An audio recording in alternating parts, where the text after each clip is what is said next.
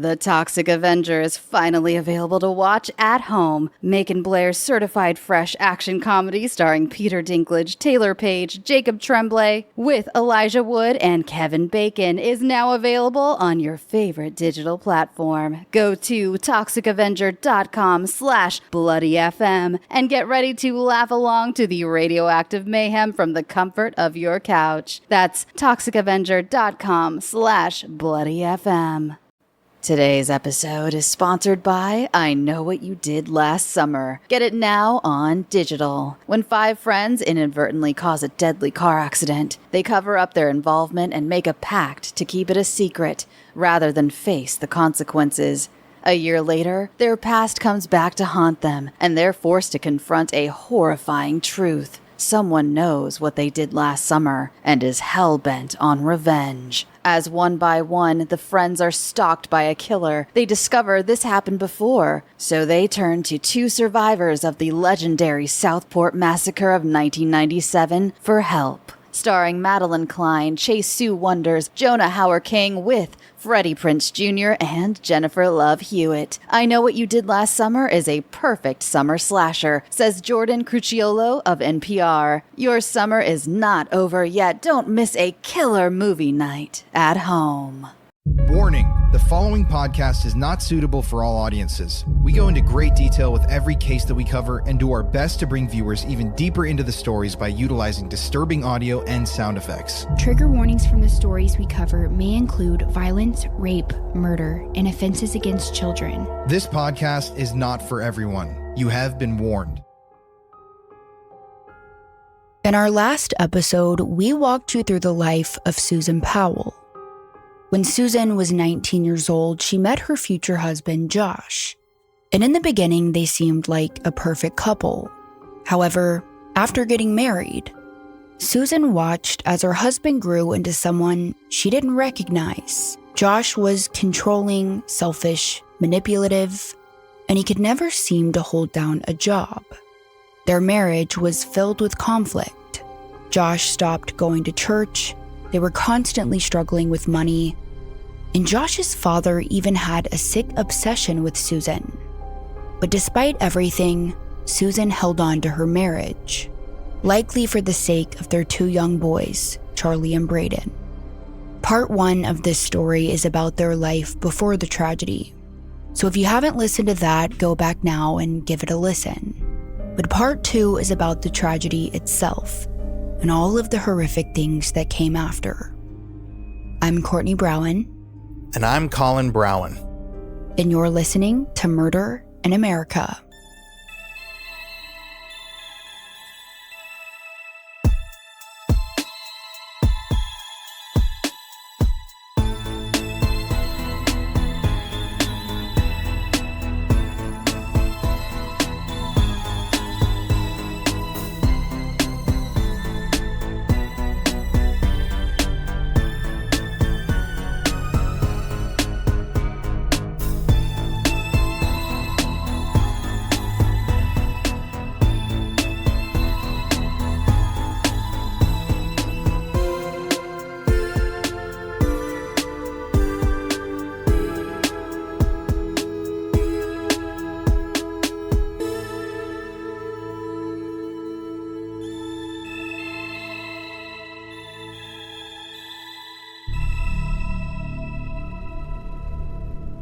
In early December of 2009, the residents of West Valley City, Utah were going about their days like normal. They had no idea that their city was about to be the site of one of America's most infamous crimes. For over a year, Susan Powell had been suspicious of her husband. Not that he was cheating or breaking any laws, but that he wanted her dead. Susan had even hidden a letter at her work that talked about the turmoil in her marriage. In it, she warned, quote, "If I die, it may not be an accident, even if it looks like one." But even after writing that, Susan stayed with Josh. There were times when things got better for the couple, leaving Susan to think that maybe things would change. Maybe they could work on their marriage for the sake of their children. But sadly, it seemed as though Josh Powell didn't share that same sentiment. In late November of 2009, he started buying a bunch of outdoor supplies: tree branch wrap and a torch that could burn through steel. There didn't seem to be any rhyme or reason to these purchases, which wasn't uncommon for Josh. He often spent their money on useless things. But based on what would happen next, it's suspected that Josh bought those things for a very specific purpose. On Saturdays, Susan Powell usually worked, but on this Saturday, December 5th, she decided to take the morning off because her LDS church was having a big breakfast. Josh, of course, didn't want to go, so Susan took the boys by herself. When they got home that afternoon, Josh needed to pick up some things from Lowe's and Home Depot. It's unknown what he bought, but Susan and the boys did go with him. Now, later that evening, Josh and Susan planned to go to Josh's Christmas party at work. They usually had a hard time finding babysitters because Josh would only pay $2 an hour. But on this night, Susan's friend, Giovanna Owings, had a teenage son named Alex who agreed to watch Charlie and Braden. So as the sun set, Josh and Susan got dressed up, and once Alex arrived at their house, they left for the party. For a few hours, they mingled with Josh's coworkers, and Susan was her normal, friendly self. Josh was his normal self as well, loud, talkative, and opinionated. Now, during the party, his employers had set up this raffle to win a digital video camera, and Josh actually won it. According to the people there, everything seemed completely normal between Josh and Susan. There was absolutely no indication that there was trouble on the horizon. The following day, Sunday, December 6th, Susan and the boys woke up early and got ready for church. Their church was right down the road from their house, so they actually walked there. Back at home at 12:14 p.m., Josh Powell made a phone call to his father, Steve. Throughout his life, the father and son had a very strange relationship. Josh was aware of the fact that his father was once in love with Susan, but they still kept in contact. On this particular morning, Josh said that he called his father asking about a pancake recipe. Josh then went to the store to buy some groceries. Soon after, once the church service ended, Susan and the boys walked back home with their friend and neighbor Kiersey Hellewell. Now, Kiersey knew a lot about Josh and Susan's rocky marriage. Susan would often vent to her about all the problems they were facing. But on this morning, Kiersey said that Susan appeared to be in good spirits. Susan had recently told her that Josh seemed to be making more of an effort. But little did Kiersey know, this would be the very last conversation she would ever have with Susan Powell. Susan, Charlie, and Braden walked through the doors of their West Sarah Circle home, and they changed out of their church clothes. Susan then went to the living room and decided to work on this crochet blanket she was making for Braden. However, as she picked up the roll of yarn, she saw that it was a tangled mess. So, she decided to call up her friend Giovanna. When Giovanna answered, Susan asked if she wanted to come over. She wanted to catch up with her, but she also needed some help untangling that roll of yarn. And Giovanna was happy to help. Around 2:30 p.m., Giovanna made her way over to the house and saw Susan sitting on the love seat. And together, they sat in the living room, chatting while untangling the orange, yellow, and turquoise yarn. Both Charlie and Braden played on the floor next to them, while Josh stayed in the kitchen making some food. It was cream cheese pancakes and scrambled eggs. According to Giovanna, nothing seemed out of the ordinary, except for the fact that Josh was being extra helpful this afternoon. Now, like Susan's other friends, Giovanna knew about the troubles within their marriage, how Josh never helped out, and how he barely attended to Susan's needs. But today, he was making them food. And at one point, he even walked over and wrapped a blanket around Susan. Once Josh was finished making the pancakes, they all sat down to eat, including Giovanna. But almost immediately after their meal, Susan grew extremely tired. She even excused herself so she could go take a nap. From there, Giovanna untangled more of the yarn while Josh cleaned up the kitchen. Around 5 p.m., Josh made a comment about going to take the boys sledding. Giovanna felt like she was overstaying her welcome, so she decided to say her goodbyes and leave. Now, the Powell family's minivan was seen leaving their house at 5:30 p.m. 3 hours later, at 8:30 p.m., another neighbor watched as the minivan pulled into the garage. For the next few hours, no one witnessed anything going on around the Powell home. But at 11:45 p.m., one of their neighbors heard a car alarm going off inside the Powell's garage. When they looked outside, they said that it was strange because their garage door was closed and all of the lights to the house were off. Then, after a few minutes, the alarm stopped. The following morning was Monday, December 7th, 2009. The night prior, a huge snowstorm blew through the area. The roads were icy, the temperatures were below freezing, and there had been 4 inches of snowfall throughout the previous night. But snowstorm or not, the people of West Valley City still had to go to work. So that morning, everyone got up, got dressed, and started their day like they always do, including a woman named Debbie Caldwell. Now, Debbie worked at a daycare center in town called Daydreams and Fun Things Childcare. She arrived to work that Monday morning extra early, and little by little, the kids started piling in.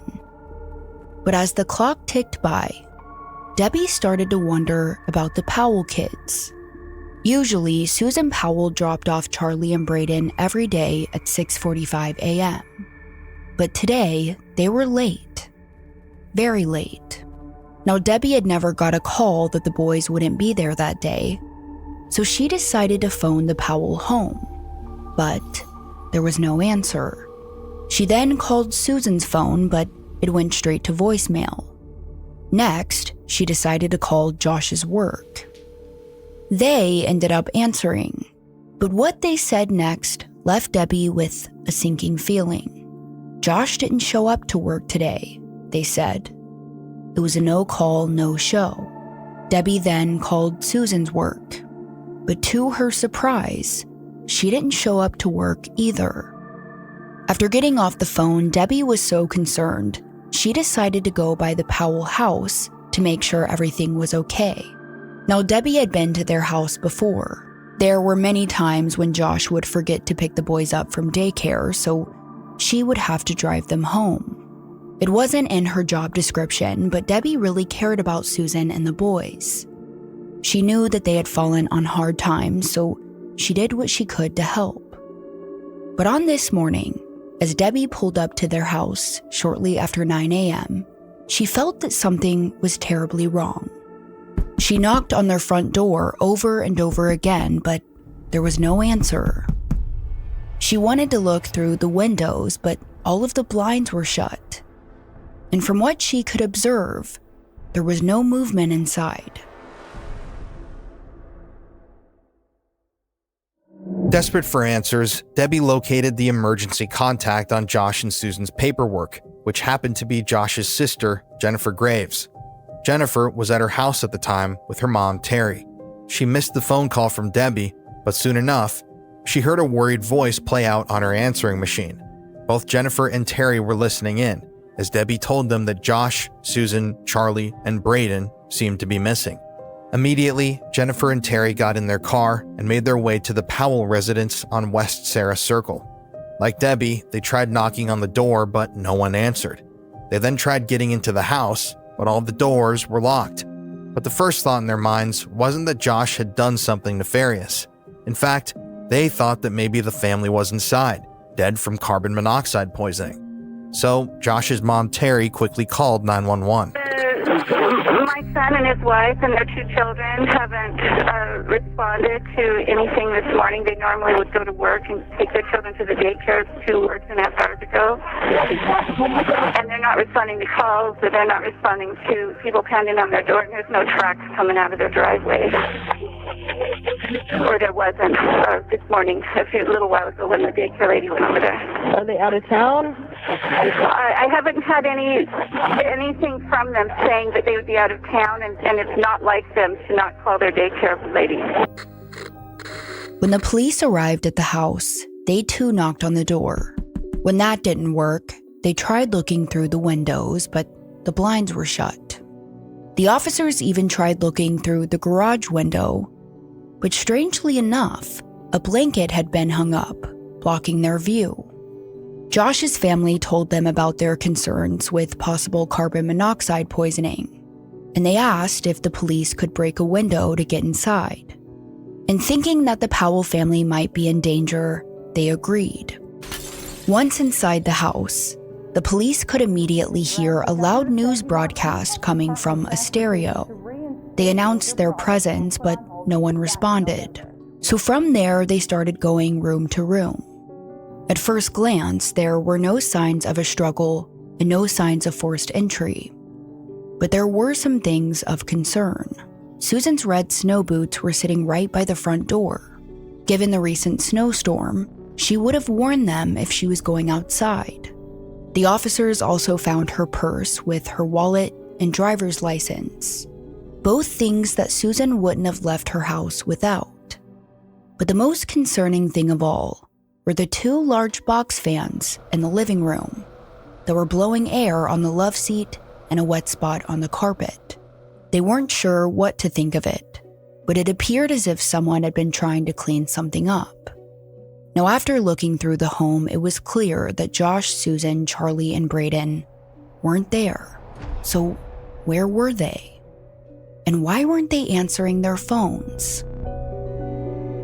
Josh's sister Jennifer began knocking on doors throughout their neighborhood to see if anyone had seen the Powells. She ended up talking to Kiersey Hellawell. When Kiersey learned that the Powell family was missing, she said that this feeling of dread washed over her. It was a feeling that everyone felt. Jennifer began calling everyone she knew, trying to get answers. She called Susan's parents and her friends, but sadly, no one had seen or heard from her. Some people assumed that the Powells had gotten into a car accident during the snowstorm. Others were convinced that it was all a misunderstanding and that the family would soon come back home. But Josh's sister, Jennifer, had this nagging feeling that her brother had done something horrible. Throughout that morning, Susan's phone was flooded with calls from worried friends and family members. And I always think about that in the early days of a missing persons case. The amount of texts and calls that come in. At first, the people are composed, saying things like, "Hey Susan, we can't get a hold of you. If you get this, call us back." But then over time, the calls get more frantic. Their voices are shaky as they plead, saying things like, "Susan, we're so worried about you. Please let someone know that you're okay." However, for Susan's loved ones, they would never get that call back. Throughout that morning, both Josh and Susan's phones continued going to voicemail. Their loved ones even started calling the local hospitals, but nothing. Not knowing what else to do, police started looking into Josh and Susan's background, but there were no arrests, no domestic dispute calls, nothing. However, neighbors painted a much different story. Susan's friend Kiersey told police that Josh and Susan had been having a lot of problems. She said Josh was controlling and verbally abusive. Josh's family even talked to Steve Powell and asked if he knew where Josh and Susan were. He admitted that he had talked to Josh the day prior about that pancake recipe, but he hadn't talked to him since. Eventually, Susan's friend Giovanna got a text that read, "Susan, Josh, and the boys are missing. We don't know where they are. They haven't been seen since church." Now, Giovanna knew that that wasn't true. She was at the Powell's house after church to help Susan untangle that yarn. So it seemed as if Giovanna was the last person to have contact with the Powell family. Like all the others before her, Giovanna tried dialing Josh's phone, and to her surprise, he answered. Giovanna was frantic. "Where are you? Everyone's been looking for you guys," she said. There was a brief moment of silence on the other end of the phone. But finally, Josh replied that he was just driving around. "Where?" she asked. Josh said that he was leaving a campground 2 hours away near the Pony Express. He said that he, Charlie, and Braden had gone there the night before for a last-minute camping trip. Well, what about Susan? Giovanna asked. Where is she? Josh responded, I don't know, she's probably at work. Giovanna would later say that there were red flags everywhere. She knew that Susan didn't go to work that morning.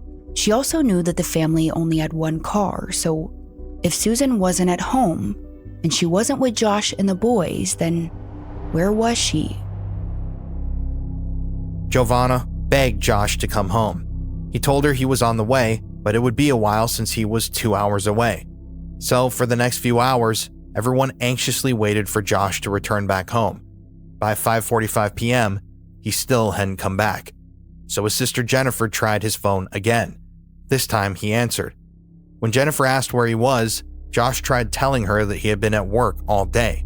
Jennifer confronted him on the lie, and finally, Josh admitted that he and the boys had been camping. But when Jennifer asked about Susan, Josh paused before coldly asking, How much do you know? The question sent chills down Jennifer's spine.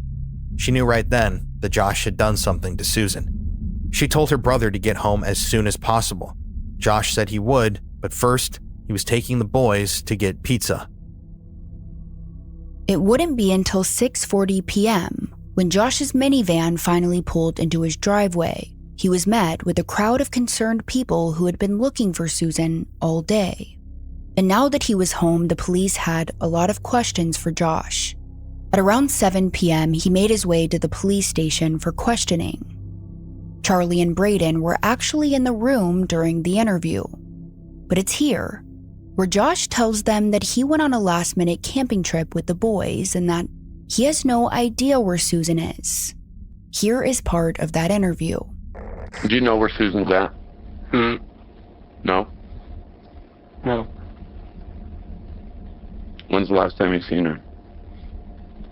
Probably about midnight of last night. Where at? At home. What was she doing? What was she wearing? Where was she at in the house?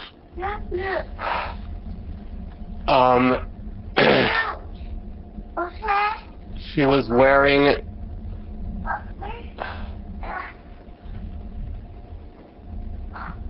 She was just wearing something comfortable. And obviously everybody's concerned, everybody's worried about all four of you. I mean, we started getting phone calls at 10 o'clock this morning, and... I didn't even know that was happening, and I apologize. That, like I say, we got snowed in, and there's just no cell service, so it killed my phone, you know? Mm-hmm. It just tries harder and it dies, you know? Mm-hmm.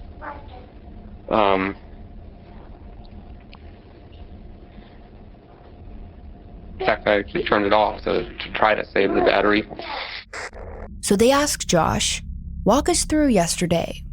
Josh seemed pretty calm as he told them about Susan and the boys going to church, how he went to the grocery store, made some pancakes, and how Giovanna came over that afternoon. He said that Susan took a nap. Eventually, Braden fell asleep too, so he and Charlie decided to go sledding. Josh said that they came back around 8 p.m., and from there, he put Charlie to bed. For the next 2 hours, Josh just hung out at home.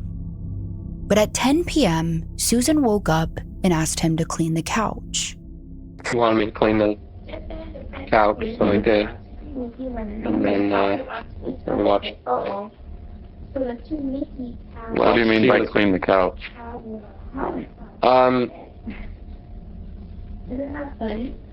Just get rid of all the kids' goobers and stuff. So like what, like a washcloth or something, or Actually, I have a rug doctor. Okay, so you use the rug doctor and clean the couch? After cleaning the couch, Josh said he set up those fans, and that's when he decided to go on the camping trip hours away. He said that he left the house with his 4- and 2-year-old sons around midnight. Susan stayed home. Well, I started heading south through Tooele. Turned onto the Pony Express. Mm-hmm. And that's, how far down the Pony Express did you go? Not very far. Maybe 20 miles, I don't know. 20 miles on the Pony Express? Maybe. Okay. Did you just stop on the side of the road or stay on the road when you went down there? Is that where you just drove straight to? From your house? Pretty much, yeah. Pretty much. Where'd you stop in between? Well, I mean, no, that's it. Well, pretty much. I mean, it's... Sorry. I mean, pretty much means you stopped somewhere else. So. No, I just went straight there. You drove straight to the Pony Express? So when you got to your destination, 20 miles, possibly 20 miles down the Pony Express, what, did you stay on the road? Did you pull up on the side of the road? No, they have trails that you can drive on, and I mean, I just found one. And how far up the trail did you go?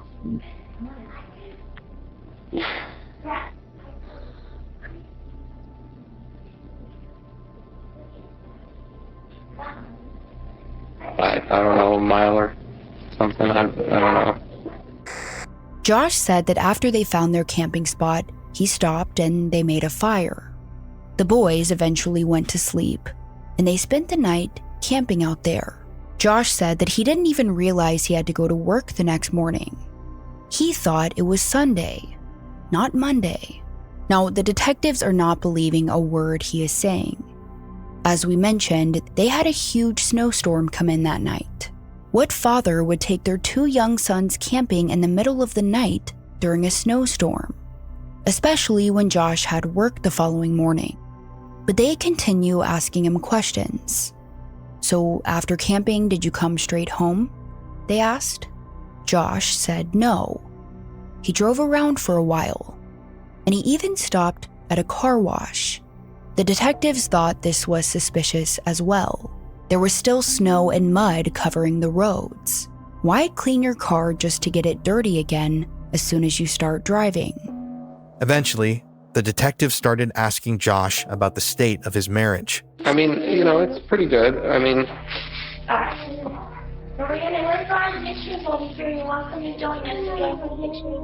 we sometimes have disagreements, but, you know. Everybody has disagreements. Right? I think so. So nothing... It's not like we really get in screaming fights or anything. Yeah. Well, not usually. This happened a couple of times. Yeah. But, you know, it's very, very rare. Went to marriage counselor? Yeah, just a marriage counselor. Just, you know, working out issues. What kind of issues are those?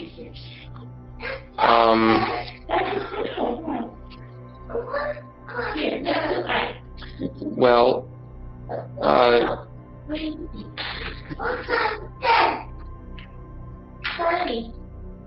I mean, frankly, she has kind of a temper. Okay. And I guess sometimes I'm lazy. Okay. So that led you guys to marriage counseling? Yeah, and I wasn't going to church.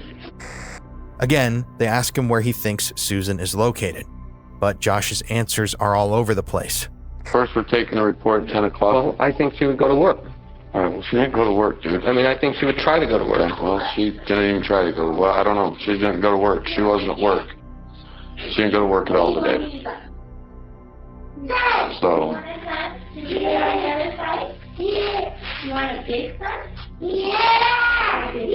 Seems like she would have gotten up, got ready. Where's her cell phone at? I don't know. You don't know where her cell phone is? Where should I start looking? What should I start doing? What do you think I should do? Do you have a... Do you have a line to the hospital? It's already been done.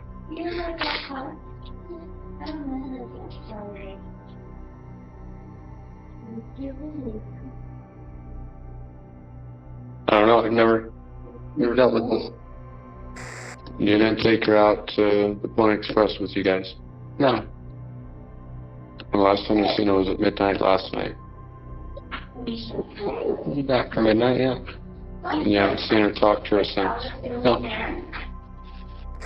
Okay, well, I want to check your van. Can I check your van?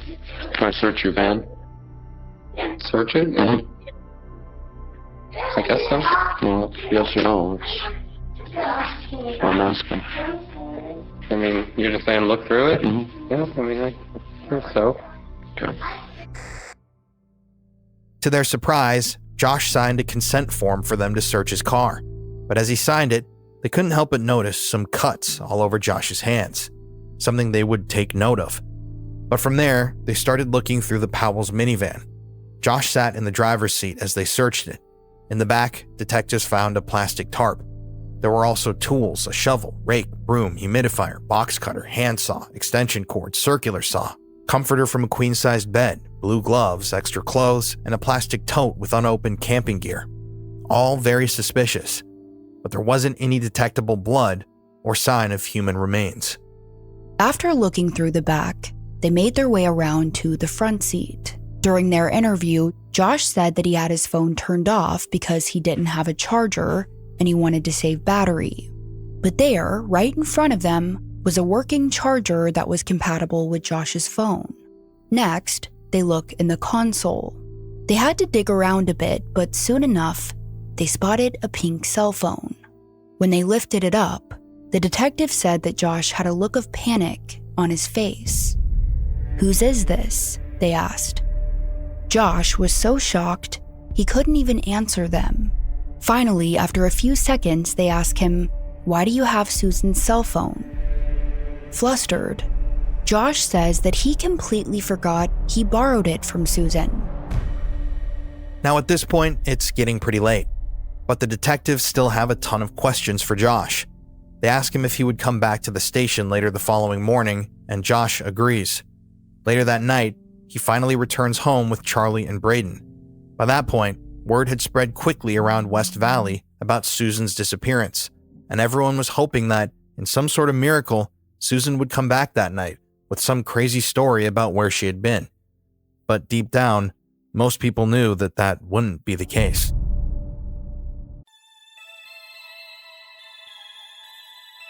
Courtney and I have been studying true crime for a very long time at this point, and we've told hundreds of stories here on the podcast.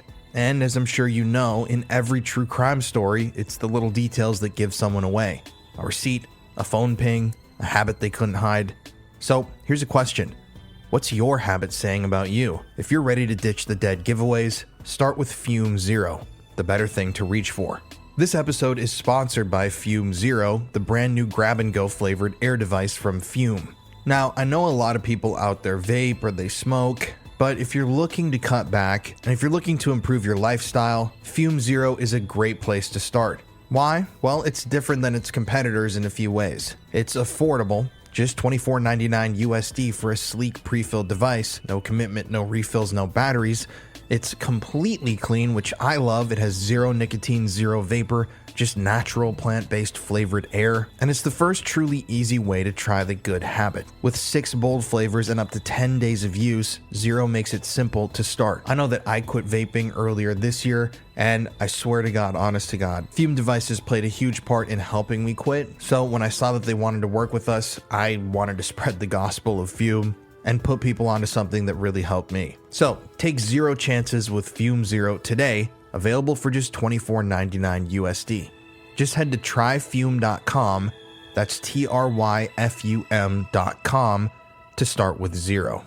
And now let's get back to our story.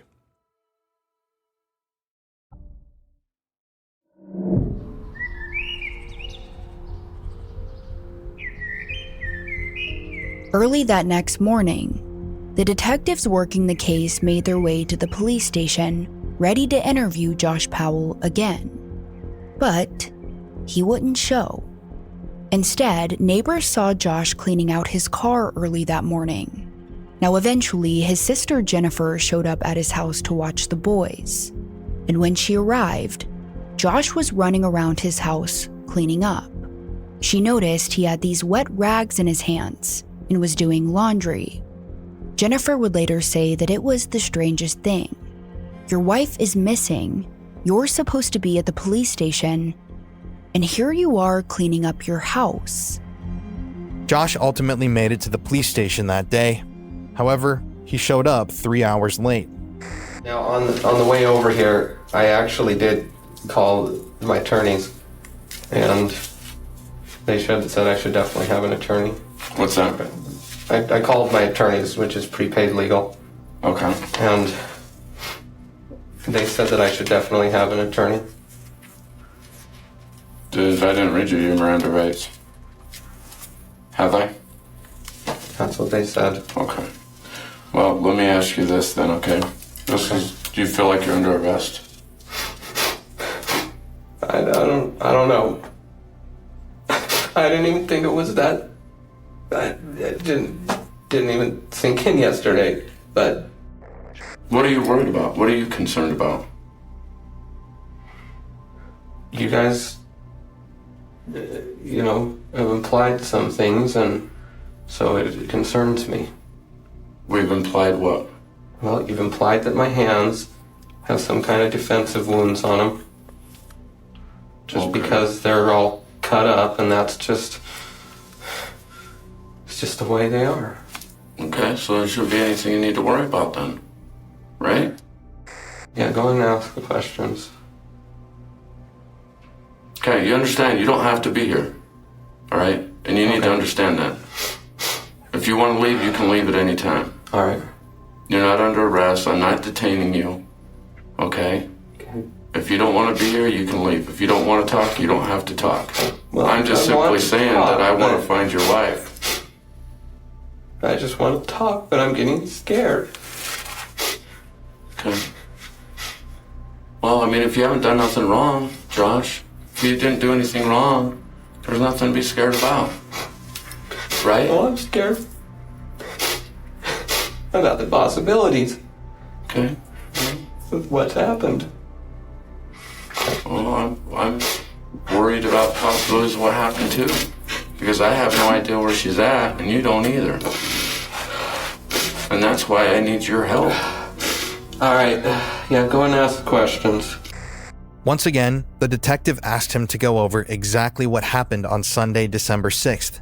And this time, Josh had a few more details. He said that after Giovanna came over and they ate those pancakes, Susan went to take a nap. A few hours later, they ate hot dogs, and then he decided to take Charlie sledding. And here's what he said happened next.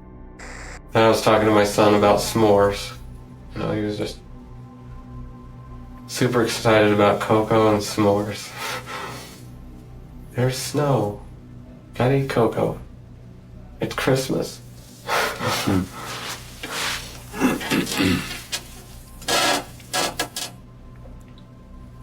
Then we watched a movie. Well, no, actually, then we...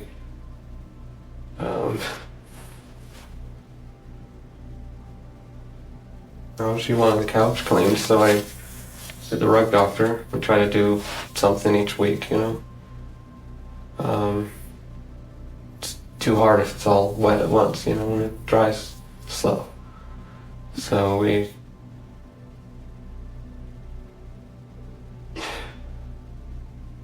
then we watched a movie. And I think that was probably Santa Claus 3. Mm-hmm.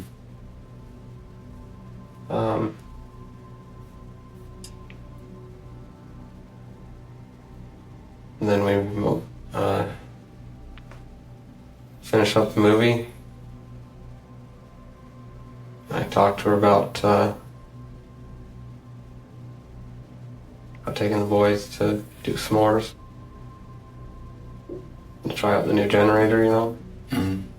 And she went to bed. I finished packing and loaded them up. Once again, Josh said he didn't realize it was Sunday, which is pretty hard to believe considering Susan and the boys went to church that morning. But according to Josh, Susan didn't realize it was Sunday either. Did you make arrangements? Did you guys talk about arrangements for her getting to work? I was thinking it was going to be Sunday, and I didn't even think about work. And her? I guess it didn't cross her mind at the time. Okay. And then what time did you say that she went to bed? Probably 12:30-ish. Okay.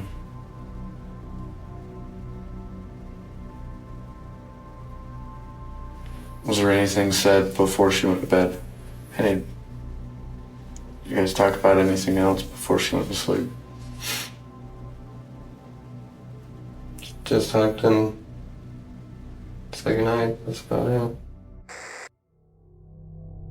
According to Josh's story, Susan was totally fine with them leaving in the middle of the night during a snowstorm to go camping hours away. So he got the boys out of bed, put them in the car, and loaded everything up, including a generator, humidifier, camping supplies, a heater, and quote, a bunch of other stuff. But Josh couldn't remember what that other stuff was. Now, the previous night, Josh told the detectives that he left their house a little after midnight. But now he says it was around 1:30 to 2 a.m. But it was also snowing, and so I was pretty focused on the road. Okay. Looking for a turnoff. Like I say, I just found a trail and... Were you concerned with the snow and knowing that there was a snowstorm coming in? Yeah, I was... In a minivan? Actually, the minivan handles like a 4x4. Okay. Yeah, you can go some serious off-roading with that minivan. Okay. So, I mean, wasn't that a concern with the storm coming in and it was already snowing? It wasn't already snowing when I left. No, it was snowing when you got out there. It was, yeah. And so I was watching the road and I'm going, how thick is this going to get? Mm-hmm. And, you know, are we going to get stuck? And then I thought, well, you know, what are the odds that it'll be anything that'll get us stuck out there? Mm-hmm. You know, and we have the generator and the heaters, and so it's like, well, we can risk it. Yeah. We're already here, what the heck, you know? Okay. So about how far do you think you went west on the trail? If you had to guess. I don't know. Maybe 20 miles, or who knows. Okay, so maybe 20 miles. By the time Josh got to the campsite, it was nearing 4 a.m. He said from there, he started setting up all their camping gear. After that, he and the boys went to bed, but he only got about 3 hours of sleep. Josh said that he woke up at 7 a.m., made a fire, they ate some marshmallows for breakfast, and then they decided that they had got their camping fix in and were ready to leave. But Josh admitted that instead of driving straight home, he and the boys went on a joyride for hours and hours. Then he decided to take his car through the car wash. Where'd you stop and wash the car at? Just the first car wash I saw. Where's that at? I guess it's in Lehigh. What road were you on? Couldn't tell you. That one that comes through Lehigh. Okay. What was the car wash like? What kind of a car wash was it? Well, it was a self-serve. Self-serve? Yeah. Okay. What was the name of it? I have no clue. How'd you pay it for the services? Okay. So when you say self-serve, is that, describe what it looks like? Just garages that you can pull into and wash. Okay. You just get your pressure washer. No attendant that's there, no gas station. Okay. No, there. How many bays are there? I don't even know. There's a handful. What side of the road's it on? North. Now, the detectives want to know, did you talk to Susan while y'all were gone? I'm sure she was worried about you guys being out in the storm and everything. But Josh said no. He had his phone off because the signal is bad out there. He was adamant that he had no idea where Susan was. Josh even tried to convince them that Susan was suicidal, but the detectives weren't buying it. I need you to tell me what you think has happened to her.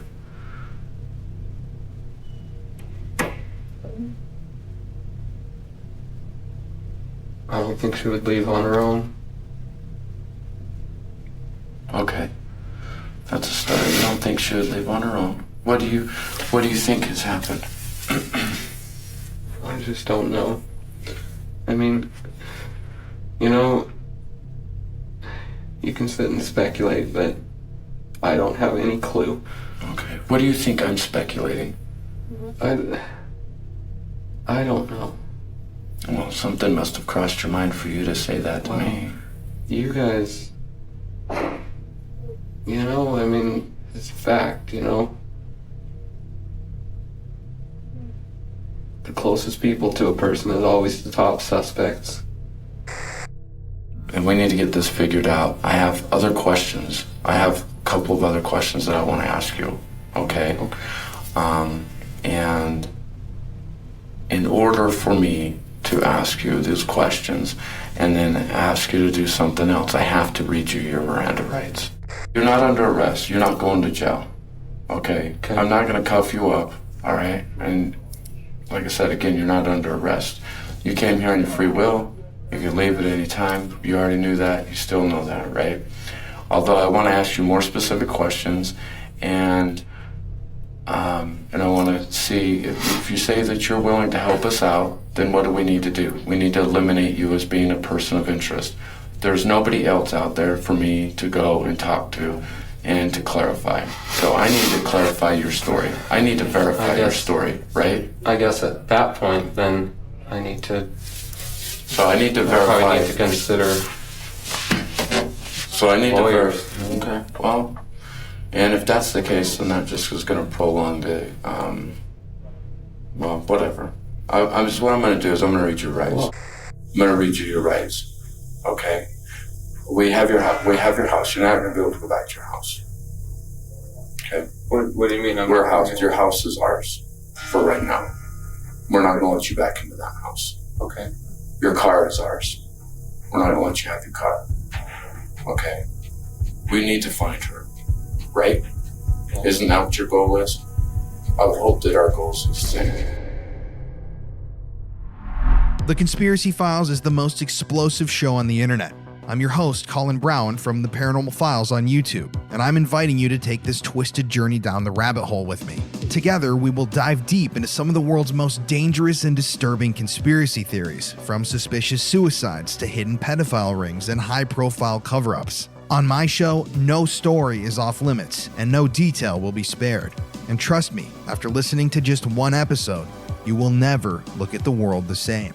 So, if you like conspiracies, mysteries, true crime, and chaos, then this is the show for you. Listen to The Conspiracy Files now on all streaming platforms or wherever you get your podcasts.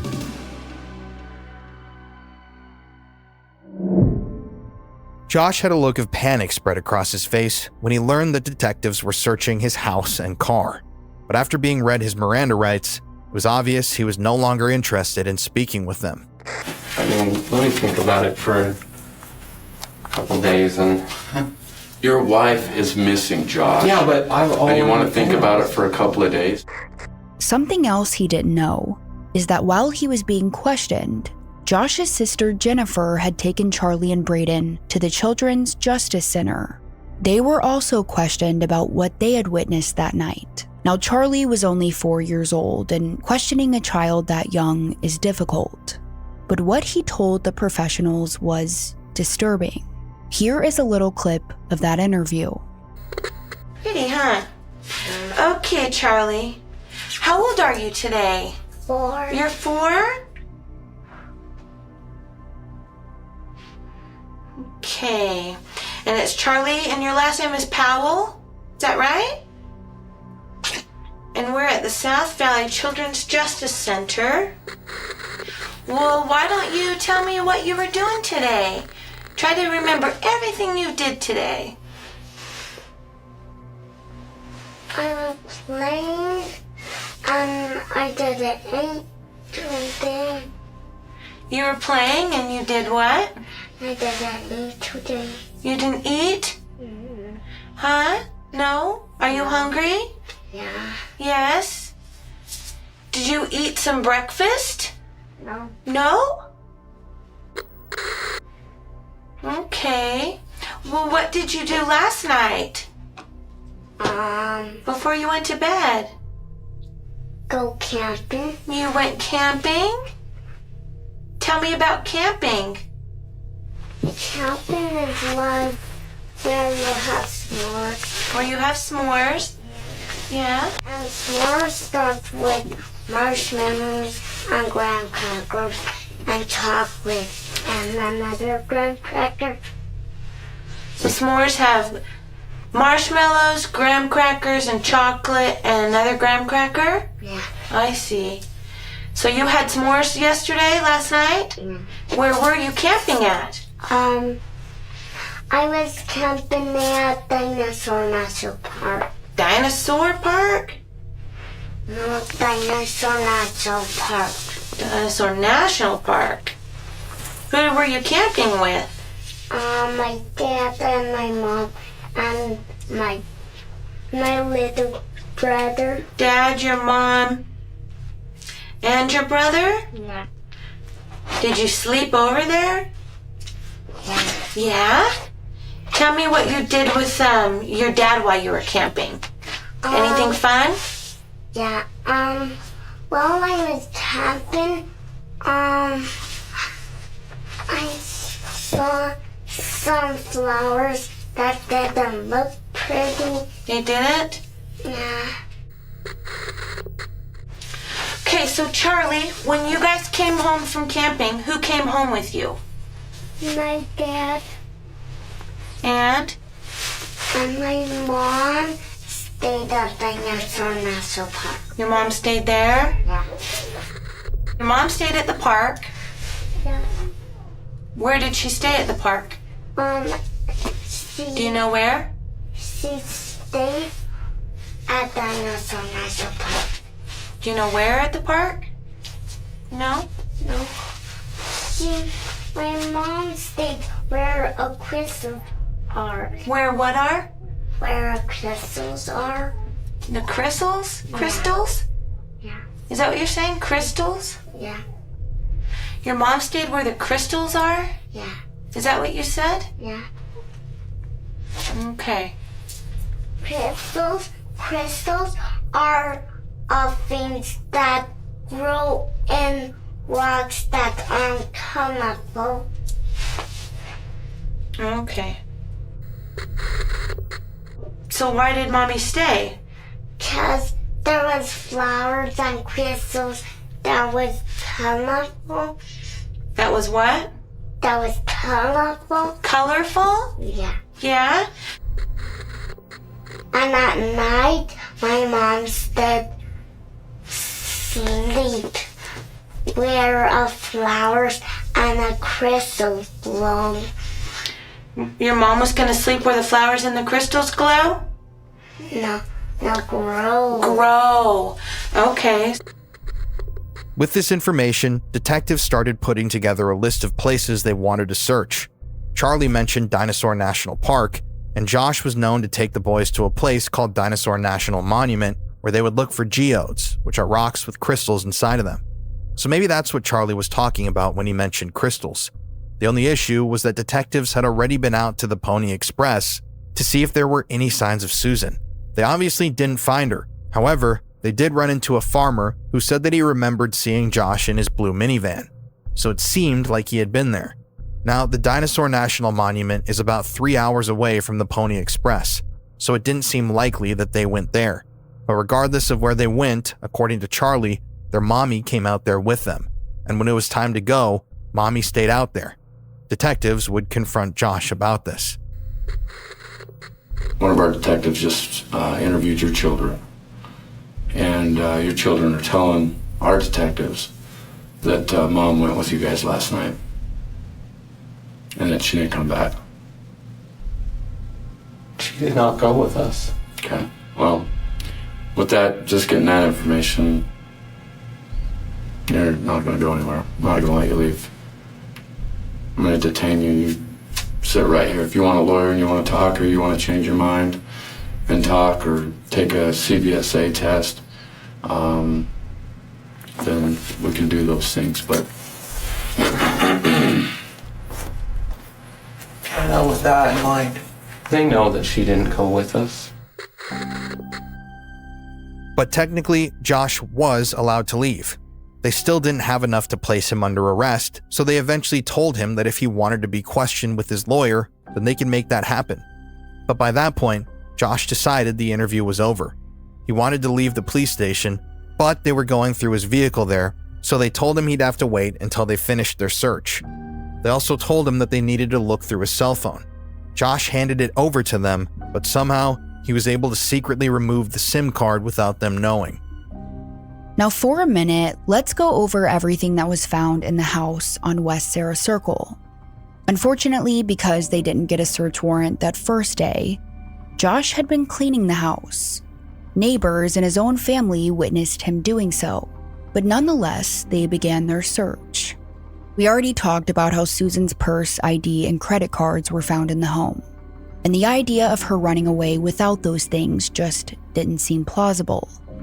Back at the police station, Josh had tried to convince the detectives that Susan was suicidal. But when they made their way through the home, they found Susan's calendar, which was full of upcoming events she was excited for. And according to the people that knew her, Susan wouldn't have taken her own life. Now, as for the physical evidence within the home, there wasn't much. But investigators really wanted to look in the area where those fans were pointed, on the love seat and the carpet. To the naked eye, there wasn't anything to see. Josh had already admitted to cleaning it. But when crime scene investigators sprayed the area down, they found tiny droplets of blood. Now, it definitely wasn't the kind of blood you would see with blunt force trauma, but they did say that it almost looked like someone had coughed up the blood. So they took that evidence for further testing to see whose blood it was. And when they looked through the rest of the home, it was pretty clean. There was no indication that someone had been murdered there. But a big speculation was that Josh had possibly poisoned Susan. In some cases, poisoning can cause people to cough up blood. And remember how just hours before she disappeared, Josh had made those pancakes? Everyone ate them, including Susan's friend Giovanna. But authorities were wondering, what if Josh poisoned Susan's? Shortly after she ate them, Susan even got really tired and excused herself so she could go take a nap. Even further, many of Susan's friends said that in the weeks before her death, Susan was constantly nauseous. So much so, she thought she was pregnant. But when she took a pregnancy test, it came back negative. So there was speculation that Josh had been poisoning her. And what if this time it worked? Investigators went through the home looking for anything that could have poisoned Susan, but they didn't find anything. If Josh did poison her, he likely got rid of that evidence as soon as he knew the police were onto him. Now, the police also discovered huge discrepancies within Josh's story. On the day that Susan disappeared, Josh hadn't been answering any phone calls from their worried loved ones. The first call he answered was from Susan's friend Giovanna. Now, on that call, Josh told her he was near the Pony Express, hours away, but phone records would prove he was lying. Josh was actually just a few blocks away, right there in town, but still, it would take him hours to finally come back home. After hanging up the phone with Giovanna, Josh just drove around aimlessly with Charlie and Braden in the back seat. He also left Susan the following voicemail. Well, Susan, we are on our way back, and I can't believe that somehow my brain missed the day. I thought today was Sunday. That was really, really stupid. But anyway, hopefully you got to work okay. And of course, give me a call. We're, I guess, planning on picking you up. But let me know, because if you have plans afterwards or whatever. So anyway, we ran into every conceivable problem. And anyway, it was kind of a nightmare. But oh well. I mean, there was some fun aspects. All right, I'll talk to you later. Okay, bye. After this, he drove by Susan's work and left her another voicemail. Hello. I'm out here, so I'm waiting for you. So anyway, I'm in front. Okay, talk to you soon. Bye. Now, as we know, Josh told police that he had to borrow Susan's cell phone, which is why he had it with him that day. But why would Josh call Susan's cell phone if it's in the car with him? It seemed as if he was trying to cover his tracks, make it look like he was just an innocent father coming home from a camping trip and checking up on his wife. Back at the police station, investigators were also searching through Josh's car, and this time, they found a trash bag filled with burned items, like metal, sheetrock, and wires. It seemed as though Josh was trying to destroy evidence. But again, there was nothing incriminating enough to place him under arrest. However, they did secretly put a tracker on his car. If Josh had dumped Susan's body somewhere, they were hoping that with the building pressure, he would go back to the dump site. But that wouldn't be the case. As it turns out, as investigators were searching his car, Josh left the police station. And for the next 18 hours, Josh Powell was missing.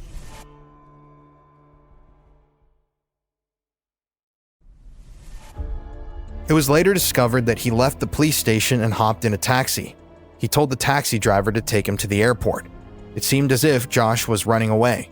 But instead of getting on a flight, he went to the airport's rental cars and rented a silver Ford Focus. However, what he did from there, no one knows. Josh went AWOL for almost an entire day. We do know that at some point, he ended up in Tremonton, Utah, where he bought a new cell phone. We also know he spent a lot of that time driving. In fact, Josh ended up putting 807 miles on his rental car. He would later tell his family that he was just driving around Salt Lake City, but who knows? In the 18 hours that Josh Powell was missing, everyone's suspicions about him grew stronger.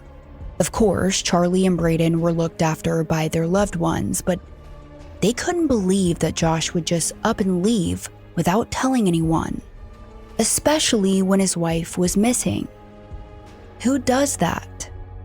Now, pretty early on, Josh's father, Steve, was also looked into. As we know, Steve Powell had an unhealthy obsession with Susan. But phone records showed that Steve was in Washington State on the day that Susan disappeared. But on Tuesday and Wednesday, Steve called out of work. And for a time period while Josh Powell was on the run, Steve's whereabouts were unaccounted for. Some people have speculated that he met up with his son during this time, but we don't know. Much of those 18 hours is still a mystery to this day. But finally, on Wednesday night, Josh came back home. By that point, the disappearance of Susan Powell was all over the news. So Josh was met with reporters right outside of his house. KUTV reporter Chris Jones approached him, and here is what Josh had to say. Hi, Josh. Yeah, Chris Jones. How are you? Okay. Yeah. How you doing? I know it's been difficult for you. How are you doing today? Well, I've been trying to figure out what I can do so I don't sit idle. Dealing with this repeatedly. Sure. I was just going to go in and get my kids with, how are they doing? They've been doing good. As far as I can tell. How about you? I mean, I know this is difficult. How are you doing? I mean, there's got to be a lot of emotions going on for you. People have been really helpful and supportive, so it's been really hard, but you just keep going. What can you tell us about that night? I mean, from what we understand, you went camping and then came home. Well, tell us what happened that night.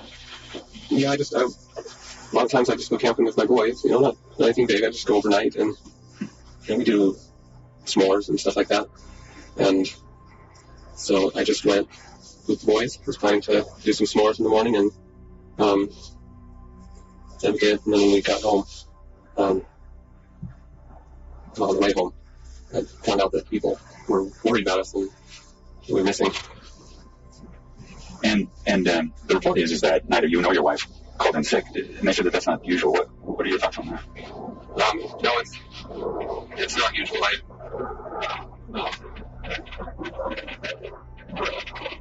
Because why didn't you call in sick? I didn't. I was somehow thinking that it was Sunday. I didn't go to church, and I just missed a day and won't come back Sunday.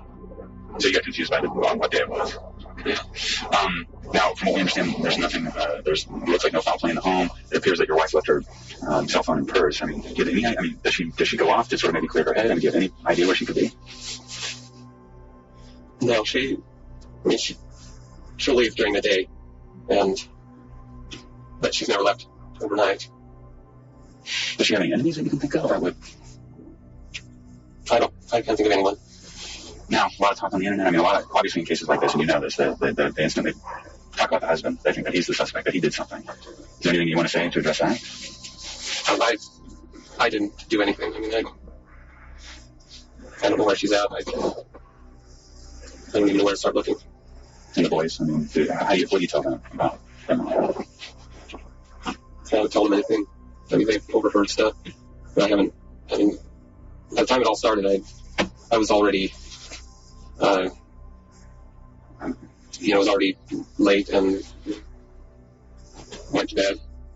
It's been hectic ever since. And your wife laid down that night, right? She wasn't feeling well, and then that's when you went camping. Right? Where'd you guys go camping? Well, she wasn't not feeling well. Oh, okay. She was feeling well. Okay. But she just went to bed. About 5-ish, is that what we heard? We heard 5. I don't know if that's true. You would know better than we would. Well, no, she went to bed that night. And what time did you go camping? What'd you say? I got out to a pretty late start. 9-ish? No, it's later. Okay. Basically, I'm just trying to figure out what I can do, and both try to find her and try to take care of life in general. Okay. Where do you guys camp? We went down south to some trails down there. Did you mean like Moab area? No. We actually just went down to the Pony Express. Pony Express Trail? Yeah. Okay. They're camping down there, right? Yeah, I guess they're okay. So. But I guess I better go. Okay. Well, good luck to you. We appreciate your time. Thank you very much. Thank you.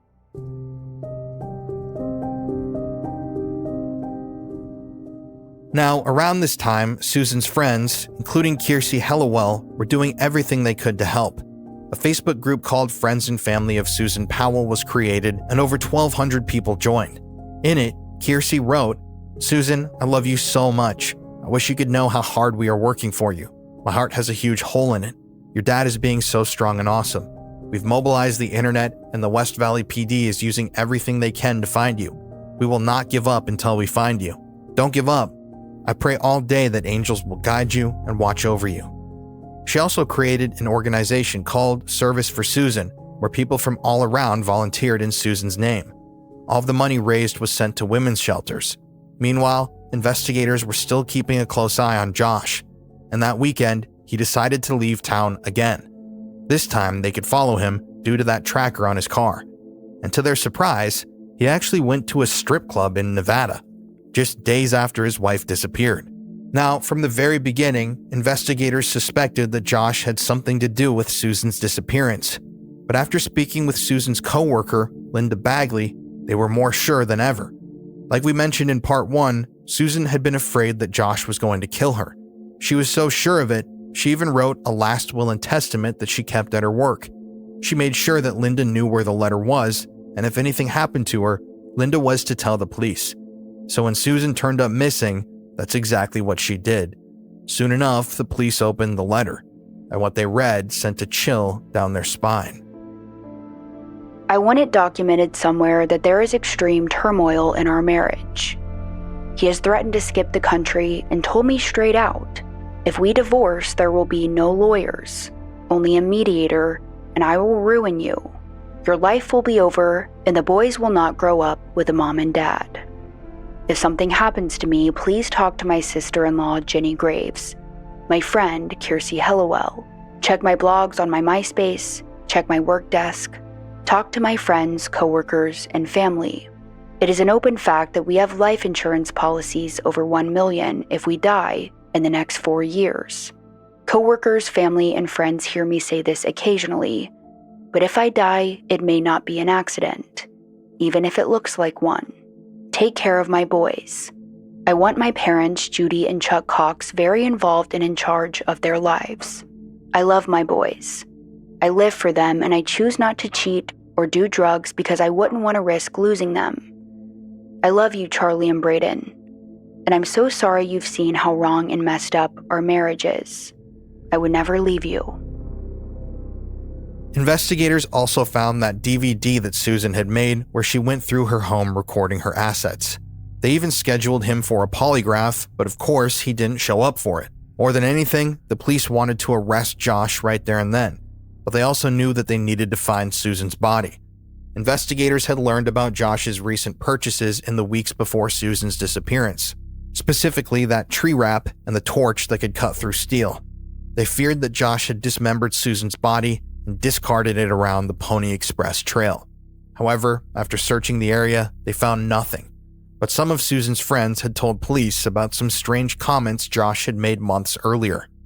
Apparently, they had all been talking about a recent crime show, and Josh told the group that if he were to murder anyone, he would dump the body down an abandoned mine. So, investigators planned to start searching those. Soon enough, Susan had been missing for a whole week, and Josh's strange behavior continued. He even reached out to Susan's chiropractor, and he canceled all of her future appointments. Then, less than 2 weeks into Susan's disappearance, Josh packed up he and the boys' things, and they moved in with his father, 12 hours away in Washington. Josh told Susan's friends that he had been fired from his job and wouldn't be able to afford the mortgage on the house. But when the people of Puyallup learned that Josh Powell was living there, the community was angry. A reporter even went to their home for an interview, but Steve Powell slammed the door in their face and said that his son was being vilified. But the community wanted to send him a message. In fact, someone in Steve Powell's neighborhood started going door to door, asking if everyone could tie purple ribbons, Susan's favorite color, around their trees. And they did more than just that. Soon enough, the neighborhood was filled with purple ribbons, streamers, and even pictures of Susan. One neighbor said, quote, "We're not going to let him forget." Now, while in Puyallup, Josh started doing everything he could to make himself look better. He and the boys even started going to church, which was strange because Josh hated going to church. He introduced himself to the bishop as the man with the missing wife. Charlie and Braden were also going to Sunday school there, and according to one of the Sunday school teachers, Charlie had been misbehaving. Now, she didn't know his backstory, and she told Charlie, "If you don't follow instructions, I'm going to tell your mommy and daddy." To which Charlie responded, "My mommy's dead." Hey everyone, Colin here. Just a very quick interruption. If you could, please take 5-10 seconds out of your day, and if you haven't already left us a 5-star review on whatever platform you're listening to the show on, please just take a moment today and go do that for Courtney and I. Good reviews can help boost the show, help us to get discovered by other listeners, and also we love hearing from everybody and seeing your reviews and seeing your kind words. We don't really have a place to interact with y'all, so on the reviews is one place where we just love hearing from everybody that listens. But anyways, let's get back to the story. Just wanted to drop that reminder in here, and thank you to everyone who's done it before and who's going to do it now. Now, in the 2 weeks after Susan's disappearance, her loved ones decided to hold a candlelight vigil in Washington. By that point, investigators had listed Josh as a person of interest, so everyone was shocked to see that he showed up. The entire time he stood at the vigil, people from their community whispered and gave him dirty looks. And while there, reporter Shamari Stone would confront Josh. Here is a clip from that night. We are deeply touched by the good wishes that we have received.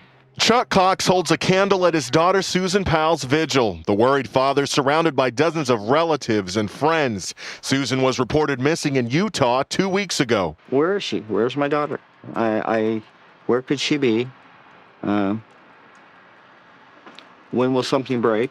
Cox and many people in the somber crowd were surprised when Susan's husband Josh showed up. He's a person of interest in his wife's disappearance. He's in town to celebrate Christmas with relatives on his side of the family. We've had no contact with Josh at all. We don't know what his plans are. I didn't know he was even coming up here. Police say he told them the last time he saw Susan was around midnight on December 7th when he took their 2 sons camping in the cold.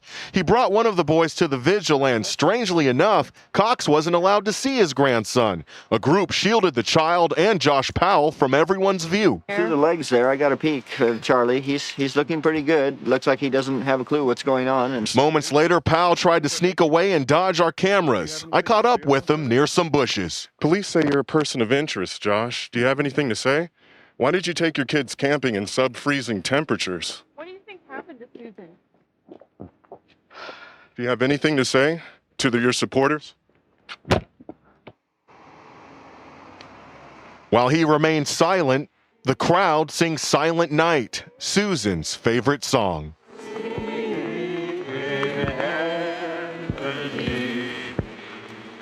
we're hopeful. We're hopeful, and how long is this going to take? I know, we've been in contact with West Valley Police, and we're doing everything I can possibly do to get people looking for my daughter and get leads. And during this time, the search for Susan was still underway. During Charlie's interview with police, he mentioned that his mom slept where the flowers and crystals grow. He also mentioned the Dinosaur National Monument, so investigators focused their searches there. But sadly, they again came up with nothing. All the while, detectives were still keeping a close eye on Josh. To their surprise, they learned almost immediately after Susan went missing, he withdrew her retirement money. And because he was power of attorney over her accounts, he was allowed to. Now, in last week's episode, we briefly mentioned a car wreck that Josh was in months before Susan's disappearance. He was rear-ended, but it was a pretty minor accident. The airbags didn't deploy. But afterwards, Josh went out and bought that expensive massage chair for his back. Well, months later, in the weeks after Susan's disappearance, Josh went to a physical therapist and was diagnosed with a rotator cuff injury. He blamed it on the car accident he had been in. But Josh never complained about his shoulder hurting until after Susan went missing. Many people speculated that he got the injury while moving Susan's body. And some other people speculated that Josh didn't act alone. When the details came out about Josh's father, Steve Powell, and his obsession with Susan, detectives wanted to speak with him. And Steve actually admitted that he was in love with Susan.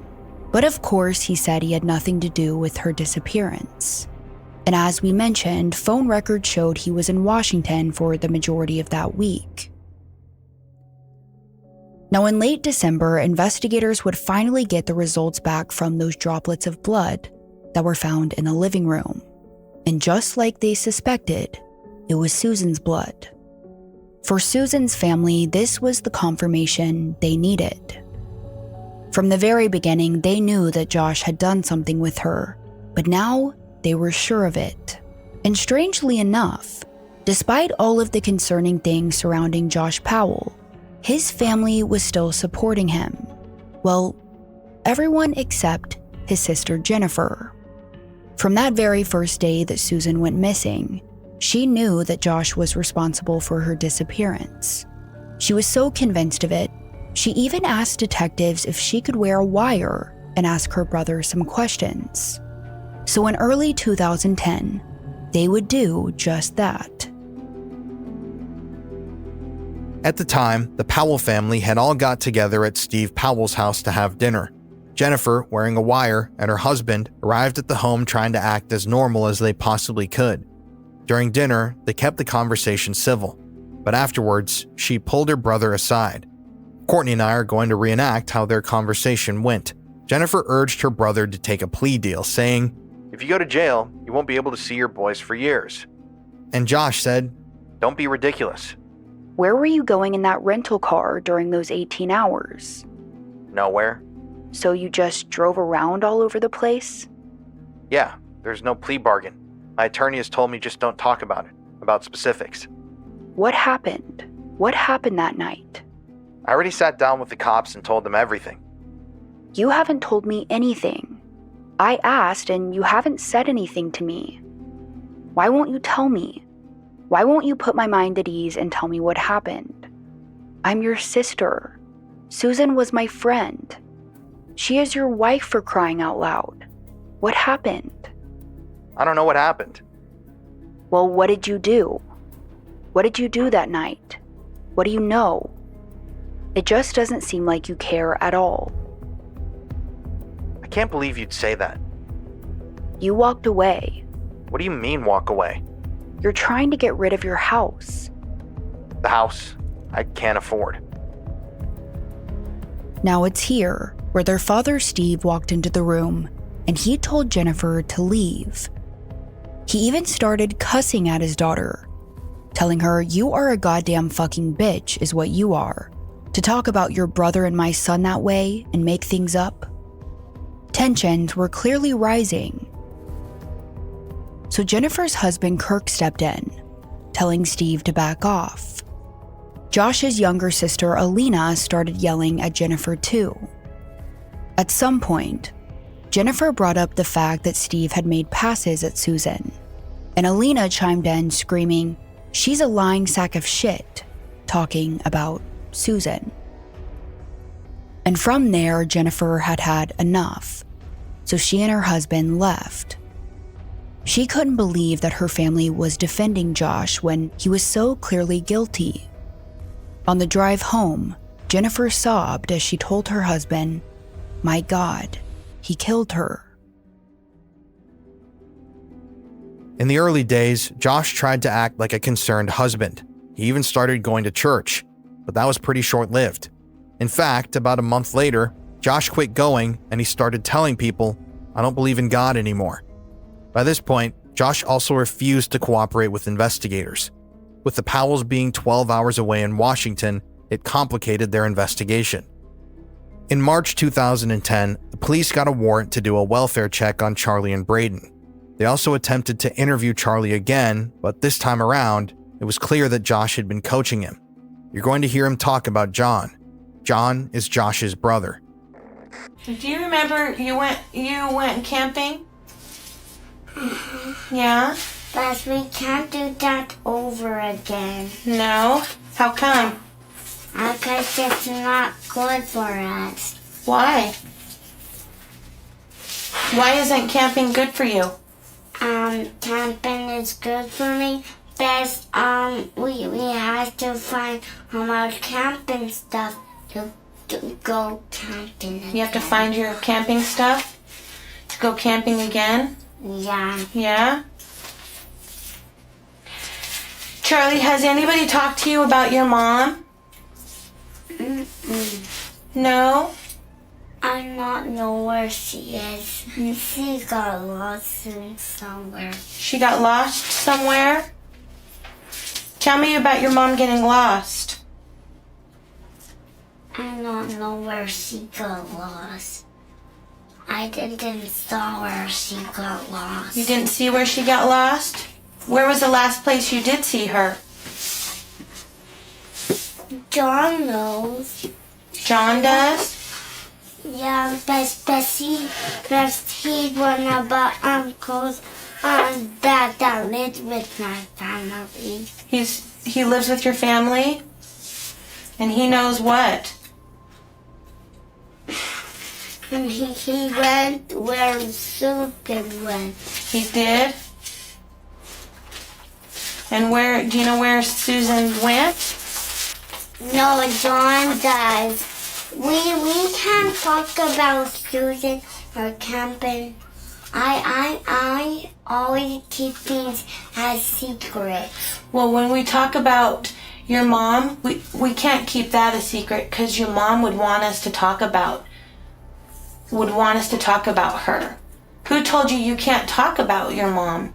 No, I guess it my brain told me. Your brain told you that? Well, your brain needs to tell you that it's okay to talk about your mom because we want to find your mom. So in order to find your mom, we got to talk about it. We are doing blessings. You're doing blessings? Yeah, but then stuff, but it's okay that I keep a secret because we are doing blessings. You know what? It's not okay to keep secrets if it will help us find your mom. So we need to talk about those secrets. Did somebody tell you to keep a secret? No, only my brain did. Your brain did? What else did your brain tell you about the secret? My brain won't tell me to say that. Your brain won't tell you to say it? Do you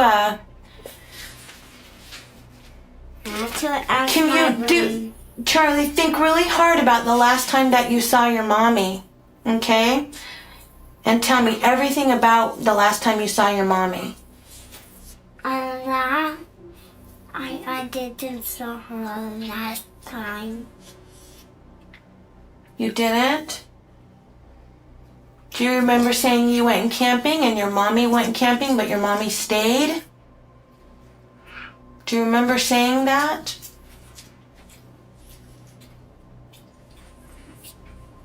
Now, I not know where she got lost. John didn't tell me where she got lost. John didn't tell you? Eventually, Charlie said his mom went to the North Pole. But she didn't tell where to find her in the North Pole. She didn't tell you where to find her in the North Pole? Yeah. Did you hear anybody at home talk about where your mommy is? Huh? But I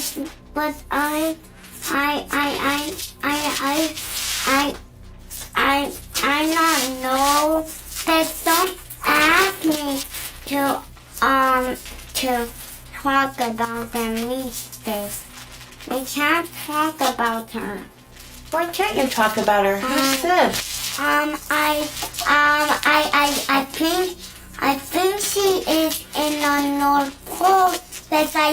But she didn't tell me there was a party in the North Pole. She didn't tell you there was a party in the North Pole? There was really a party in the North Pole. Yeah.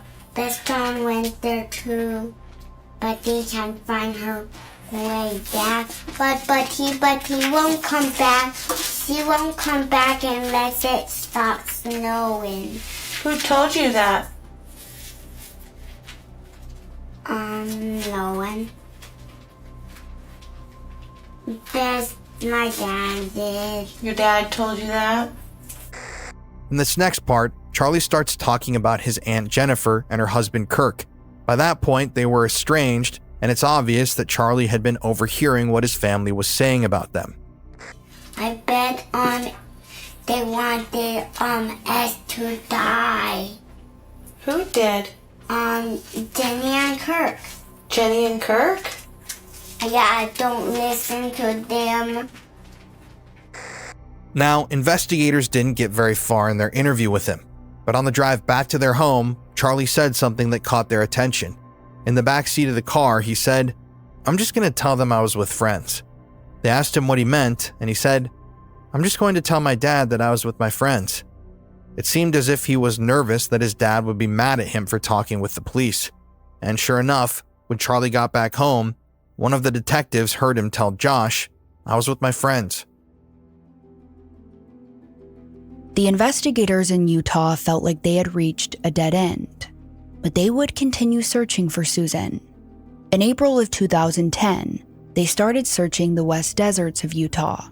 Josh had made comments about how if he were to ever kill someone, he would dump their body in an abandoned mine shaft. So, they started searching them. But sadly, their searches came up empty.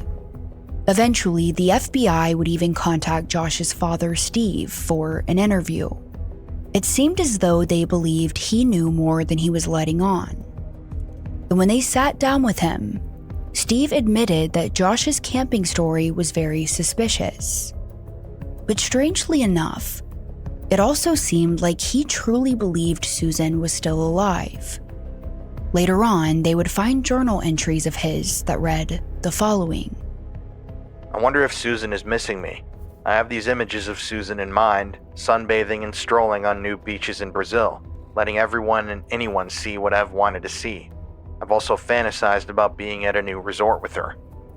On May 17th, Steve wrote this in his journal. Even if she's not into some deep doo-doo, she really no longer has a home. Josh rented out their house. He really doesn't want her back and doesn't want her to be around the boys. I would take her to my home and bedroom in a minute, but I would have to deal with some very strong objections from my kids.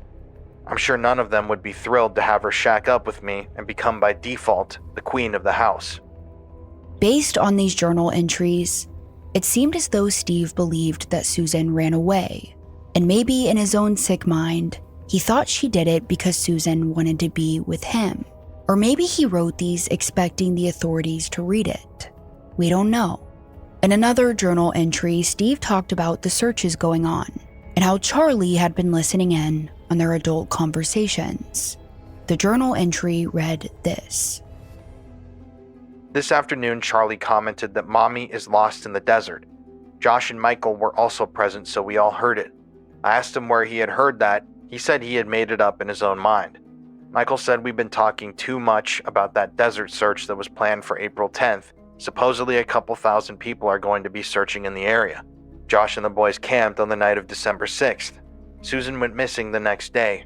We discussed that plan and made derisive comments about it. Charlie doesn't miss much.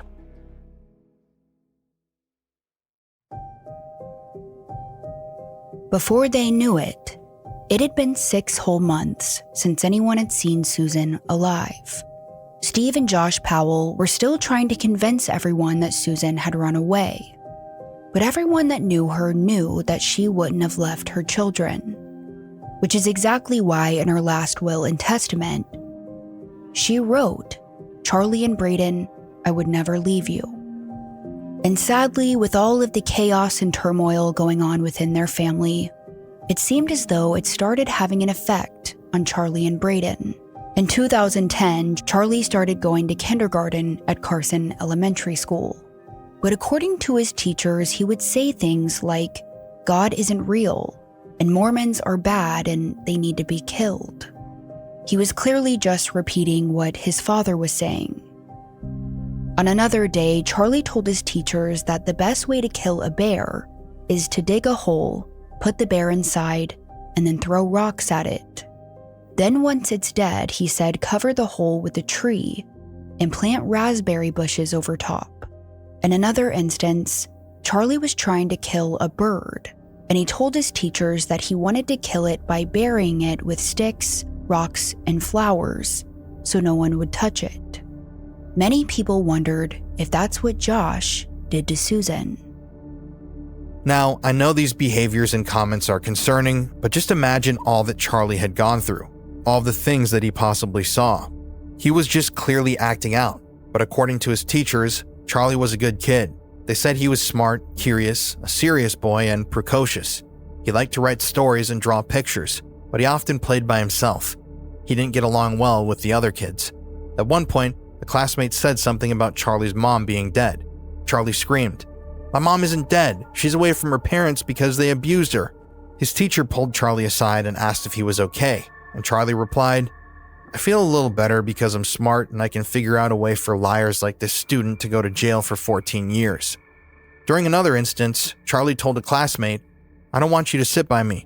I'm going to come to your house at night and kill you." When asked why he said that, Charlie said that he wanted to kill that boy because he was Mormon. So, as you can see, Josh and Steve Powell had a heavy influence on Charlie.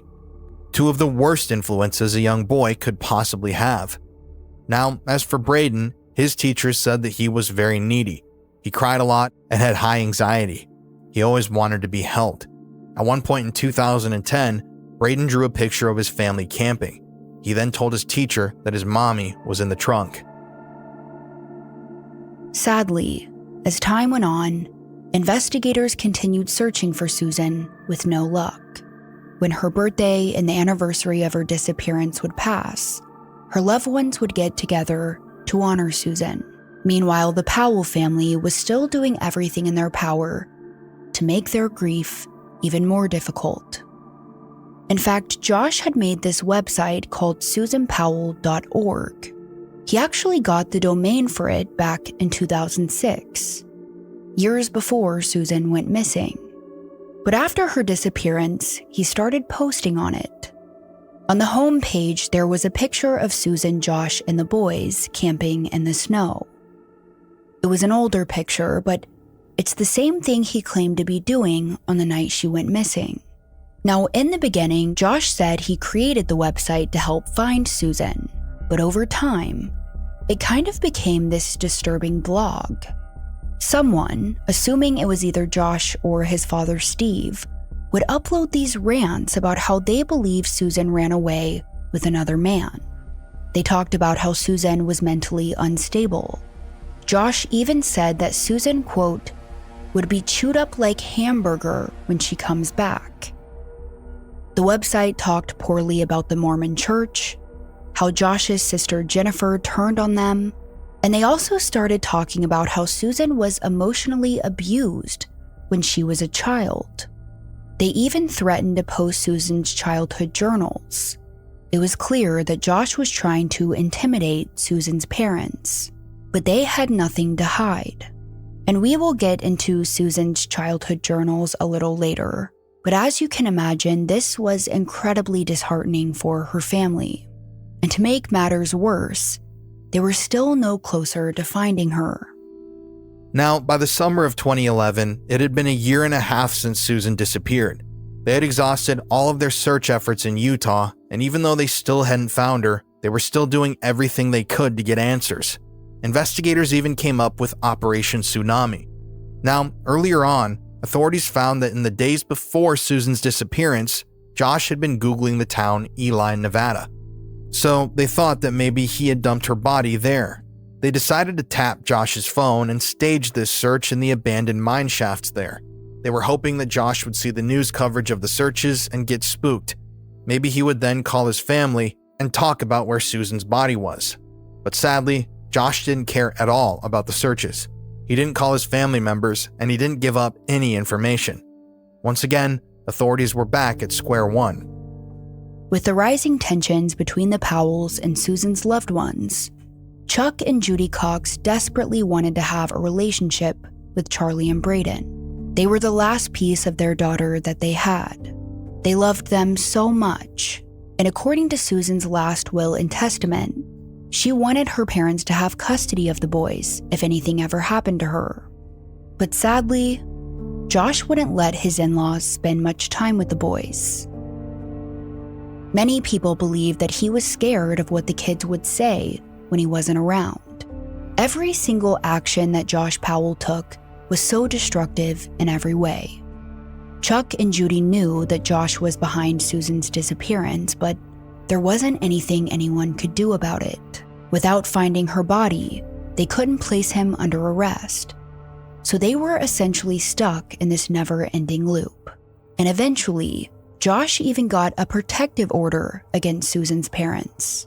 The protective order came after an incident at Lowe's. Chuck and Judy Cox happened to be at Lowe's at the same time as Josh, Charlie, and Braden. When the boys saw their grandparents, They ran over to them in excitement, but Josh quickly stopped them. Chuck looked at him and said, "Can't we hug our grandchildren?" Josh told him, "No, you may not. Goodbye." Josh said that Chuck then mouthed, "You're dead." Josh would later tell a judge that he feared for his life and that Susan's parents were stalking him. And sadly, the temporary restraining order was granted. Now, in August of 2011, the Cox family and Susan's friends decided to hold a honk and wave event near a Fred Meyer store, which happened to be right near the Powell's house. News cameras arrived to film the dozens of people with signs that read, "Honk if you remember Susan." But then, to everyone's surprise, Steve Powell actually drove up, jumped out of the car, and confronted Chuck Cox on live television. The camera, and I thought I could just sneak a little so shot. you thought, of yeah, Chuck, sneak a little shot. Yeah, sure. I did, and I got okay. it. Okay, that's fine. And I guess we're here, You're right? not believable. Yeah, right, Chuck. Right, I'm not. You are, though. Anyway, is there any other question that I can answer for anybody? I'm totally open to anything. I mean, we've got a lot of information about the Cox family and about Susan, a lot of it from her journals, a lot of it from Josh's, he lived with Susan for 8 years before she left. He knows a lot that is not in the journals, but the journals confirm what he knows that Susan told him about her family, about her growing up years. Steve Powell rambles on about how Susan was still alive, how she ran off with another man, and how his son was the victim in all of this. Why come here today? Why not? Well, I just came down here because we were going to get a picture of Chuck Cox. We believe he's in violation of a restraining order because Josh shops at this store, and he is not supposed to come. You would like to That's show fine. me where I'm in violation? I know it doesn't mention Fred Meyer, but he knows we shop at Fred Meyer. He knows this is our neighborhood store, and that's so you why. own the neighborhood? No, we'll have to add this. You guys live a few miles. Josh lives a few miles apart from each other. Exactly. So you knew he was going to be here, and you came here yourself, knowing that there's a restraining order. We wanted to see if he was here because we wanted to be able to have something to say at the hearing on Tuesday. We're having a hearing Tuesday. We weren't going to bring this up with the media. He brought it up with the media. But you came here. I did come here. Yes, I did, because I wanted to see what was going on, and I wanted to. And I have see one if Chuck question was for here. you. How is you coming here helping to find Susan? That isn't helping to find Susan. How is your standing at our neighborhood market helping to find Susan, Chuck? People see the signs, her pictures out in the media. Right. It's been all over the media. Yeah. If somebody has seen her, then they can report to the police. And you're only going to do this. Which other stores are you doing this at, Chuck? We're doing it in West Valley City. Which other stores in Puyallup, other than our supermarket? This neighborhood up here is where we're doing it. I've only got a small group of. Are you doing it at the store you shop at? I shop at this store. Are you doing it at Walmart down there? No, this is the corner No, here. you're not. Okay, I rest my case. They're only doing it in the neighborhood where we live. They put their billboard right. They put the billboard about Susan right outside of our neighborhood, right down here. They did their little flyer campaign in our neighborhood. They taped flyers right to the post in front of my house. Why would you have a hard time, though, with getting her picture out? I mean, I don't have a hard time. We've actually talked about putting a picture of, a page on our website called The 50 Faces of Susan Powell. And I just feel so bad for Susan's family. Imagine having to go through the grief of losing her, and then having to deal with these monsters. From this point forward, the Powell family kept threatening to post Susan's childhood journals. They said it would show just how mentally unstable Susan was, and how she was extremely promiscuous. I guess they thought it would support their theory that she ran away. But Susan's family did not want those journals posted. They felt that it was a huge invasion of privacy. And they were right. Name one person on Earth that would want their teenage journals posted for the world to read. Now, on August 22nd, Josh's sister Alina Powell sent the Associated Press 7 pages of Susan's personal diary. Steve wrote in the email, "Susan is a lot more vulnerable emotionally than Chuck and Judy Cox would like people to believe." A few days later, a judge ordered that the Powells not release any more personal diary entries of Susan, and the Cox family filed a civil lawsuit against the Powells. But unbeknownst to everyone, this case was about to take a shocking and disturbing turn. On August 25, 2011, 20 detectives showed up at Steve Powell's home with a search warrant. Josh opened the door, shocked to see them. Behind Josh was his sister Alina and his brother John. Detectives told the siblings that they would have to wait outside while they searched the home. Alina was very uncooperative. She protested and refused to leave, but soon enough they were all forced into the backyard as detectives descended upon the home. It was the middle of the summer, but the house didn't have AC. Charlie and Braden were found in one of the rooms, and according to the police, they were starved for attention. They wanted the detectives to play with them. Braden even jumped into one of the detectives' laps and showed him a book about science. The boys complained that they were hungry and thirsty, but stated that Josh ignored their requests. But as the detectives went through the home, they couldn't help but notice how cluttered it was. Going through all of that clutter would take hours, but what they would find was something they would never forget. One of the first things police wanted to look at was Josh's computers. But when they asked Josh for the passwords, he said he couldn't remember. Now, they would eventually get into his computers, and we will talk about that more in a second. But in Josh's room, they found a list regarding Susan's disappearance. On it, Josh wrote, quote, "Throw out more theories." Now from there, the detectives went to Steve's room. Inside was this locked filing cabinet.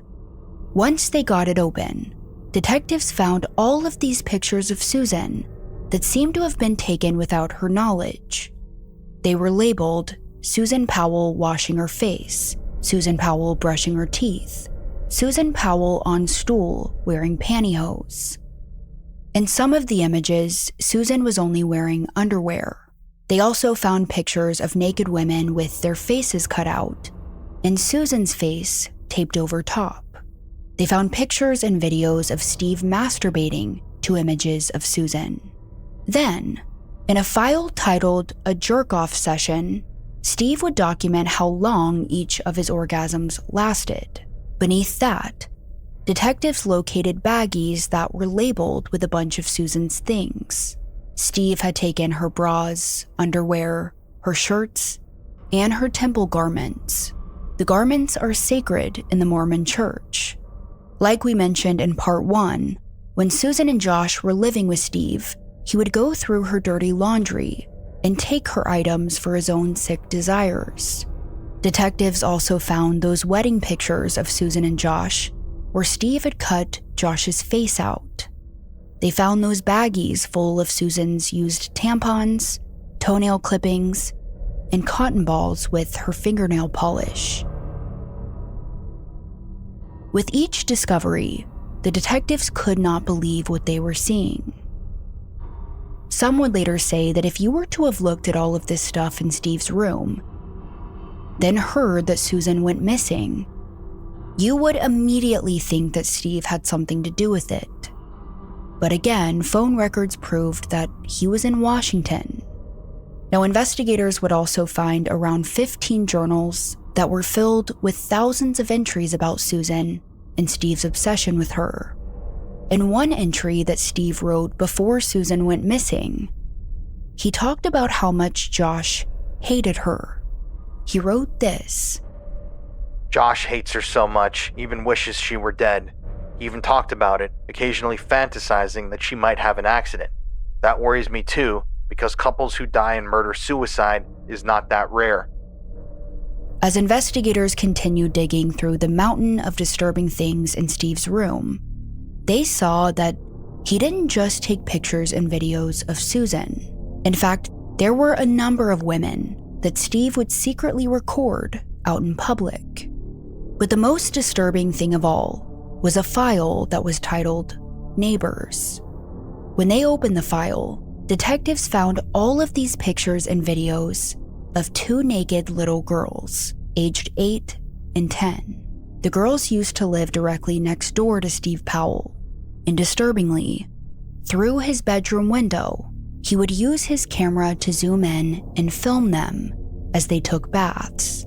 He organized them with titles like Taking Bath 1, taking bath 2. Open window in the back of the house.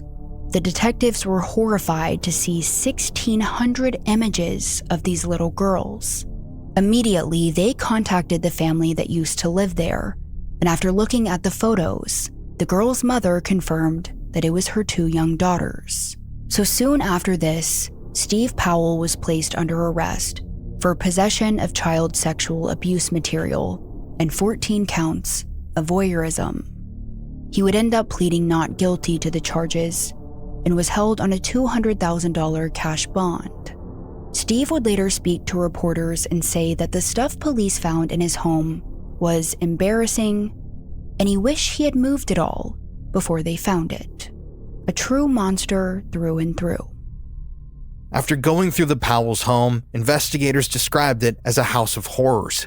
In addition to the child sexual abuse material, there were also posters in the house that showed a woman stabbed through her vagina. Some of the porn in Steve's room was laid right out in the open. This was definitely not a home suitable for children.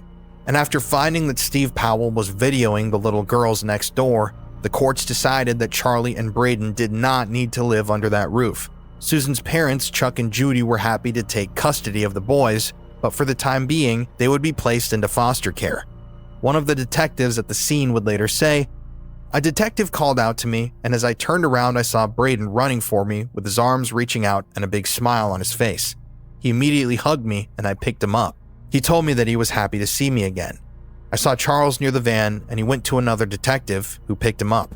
Charles was interested in seeing the police lights and did not want to be put down. Neither of the boys had shoes on. I then went just inside the door where I knew the shoes were kept. I saw Mr. Powell, Josh, in the garage, and he glared at me, but he did not call out to Charles. Charles took no notice. Once inside, Charles helped pick out shoes for him and Braden. Braden was chatty and giggly. He hugged me and told me he loved me. I explained that a CPS caseworker was going to take them to a babysitter for a sleepover. Neither of the boys seemed concerned, and they were never upset. In fact, they were quite happy to be going. They did not ask for their father or any other family member. Charles did ask if the babysitters were Mormons. I told him no, and he seemed pleased. As Charlie and Braden were talking away, curious neighbors came out of their homes to watch what was going on. According to them, Josh was angry and started repeatedly kicking the tire of his van. It was clear he was losing control. Now, sadly, the investigators would later say that they wanted to arrest Josh that night as well. They had a good amount of circumstantial evidence against him. They had Susan's blood in the home that Josh had tried to clean up, Susan's cell phone that was in his possession, her handwritten note that explained if something happened to look at Josh, and they had Charlie's odd claim that Susan had gone camping with them but stayed where the crystals are. But sadly, they didn't think it was enough. So Josh Powell remained a free man. But luckily for the Cox family, they were awarded custody of Charlie and Braden. At the time, Chuck and Judy were retired, and they immediately went to work renovating their home so it was fit for children. But something they immediately noticed was that in the almost 2 years since Susan's disappearance, it was clear that the boys had not been parented well. According to Chuck, they had no manners. When food was laid out, they quickly grabbed for anything they could get their hands on. It was almost like the boys had to fend for themselves while living under the Powell roof. The boys also didn't have bedtimes, and they told their grandparents that they would often sleep with their dad completely naked. More than anything, Chuck and Judy were just happy to have the boys under their roof. But of course, Josh Powell would fight to get them back. He told the judge that he did not want his children going to church. So while Chuck and Judy went to church every Sunday, Josh was given a 3-hour visitation with the boys.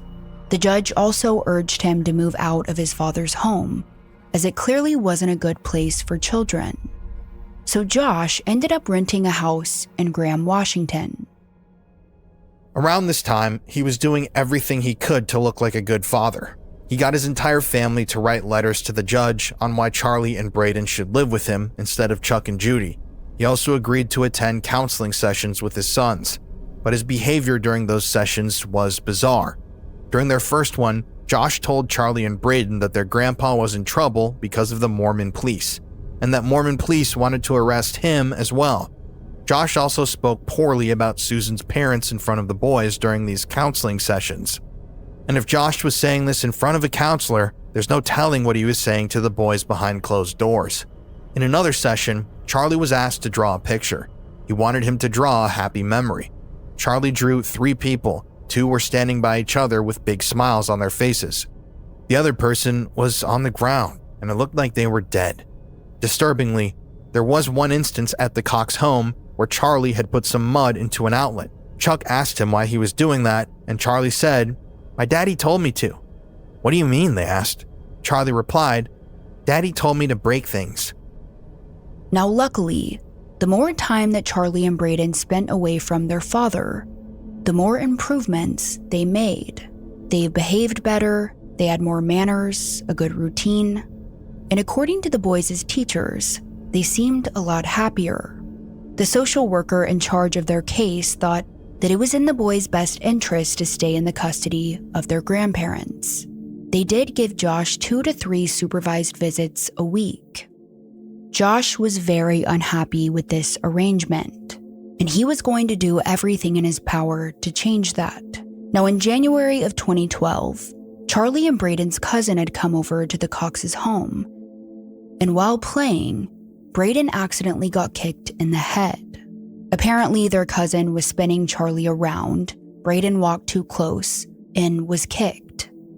He ended up having a knot on his head, and just to be safe, Chuck and Judy took him to the ER. They were so relieved that he didn't have any significant injuries.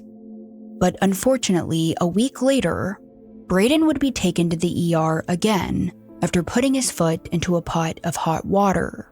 When Josh Powell found out about these incidents, he demanded that Charlie and Braden be taken from Chuck and Judy. However, the social workers proved that both injuries were simply accidents. Now, shortly after this, the Powell family would again do everything in their power to drag the Cox's name through the mud. Josh's brother Mike even created a website called For the Kids. In it, he talked about how Chuck and Judy purposely burned Braden's foot. He said that the police were spending millions of dollars trying to take down his family, that his brother was completely innocent, and that taking away Charlie and Braden was illegal. The social workers eventually found the website, and they immediately confronted Josh. It was not a good look for him when he was trying to gain back custody of his children. Josh eventually got his family to take the website down, but it seemed as if the damage was already done. Now, Josh Powell had another court date scheduled for February 1st, 2012, to try and get custody of his boys. But soon enough, his social workers would come across some information that would change everything. Remember how during the search of Steve Powell's home, investigators confiscated Josh's computers? Well, Josh had encrypted a lot of his stuff so they couldn't gain access. But when they finally did, they found some disturbing things. On Josh's devices, there was a lot of pornography, including male-on-male and rape pornography. Specifically, the Harry Potter characters getting raped. But the most concerning thing was the incestuous cartoon pornography. There were around 400 images of cartoon incest porn between adults and children. Now, for some reason, and I disagree with this law, because it was cartoons, it technically wasn't considered child sexual abuse material, but it was disturbing nonetheless. Up until this point, it seemed as if Josh Powell truly believed that he was going to get custody of his boys. But after seeing this, the social workers were concerned. They didn't think Charlie and Braden should be in the custody of someone who was watching cartoon child incest porn. So the judge ruled that the boys would stay with Chuck and Judy. They also told Josh that he could still have visitations, but only if he completed a psychosexual evaluation. The judge also ordered him to take a polygraph in connection to Susan's disappearance. As you can imagine, Josh was not happy about that. He was fully losing control of everything in his life. After Susan's disappearance, he lost his home, his family fell apart, everyone in America hated him. His father was arrested, and now he was losing custody of his children. But even more so, after years of tension between Josh and Susan's family, he felt like Judy and Chuck Cox had won. The police were also closing in on him. So just like he did with Susan, Josh decided that he was going to take that control back. On February 4th, 2012, Josh Powell went to a Bank of America and withdrew $7,000. Next, he visited his storage unit. Inside were boxes and boxes of his family's things. Josh threw a bunch of stuff in the dumpster. He then mailed his sister Alina the key to the storage unit. After that, Josh went home and filled up some boxes with Charlie and Braden's toys, clothing, and books. He then drove to a Goodwill and donated all of it. But next, Josh would drive to a convenience store. Inside, he purchased 2 5-gallon containers and then filled them both with gasoline. The following day was Sunday, February 5th, 2012. Like every Sunday, Chuck and Judy got ready for church, and they got the boys ready for their scheduled visitation with their dad. Every time Charlie and Braden had to leave, the Coxes felt unsettled. They knew that Josh Powell was a dangerous man, but there was nothing they could do about it. The one thing that gave them any sort of comfort was knowing that the visitations were supervised. At some point that morning, the social worker, Elizabeth Griffin Hall, arrived to pick up Charlie and Braden. She had been working with the family for a while now, and this was just like every other visit, or so she thought. That morning, Chuck and Judy kissed their grandsons goodbye, not knowing that it would be for the very last time. Then from there, Charlie and Braden got into the car with Elizabeth, and they started the drive to Josh's house. Over at Josh Powell's house in Graham, Washington, he had just tied up all of his loose ends. He took the money out of his accounts, he mailed his sister the key to the storage unit, and lastly, he got the 2 gallons of gasoline.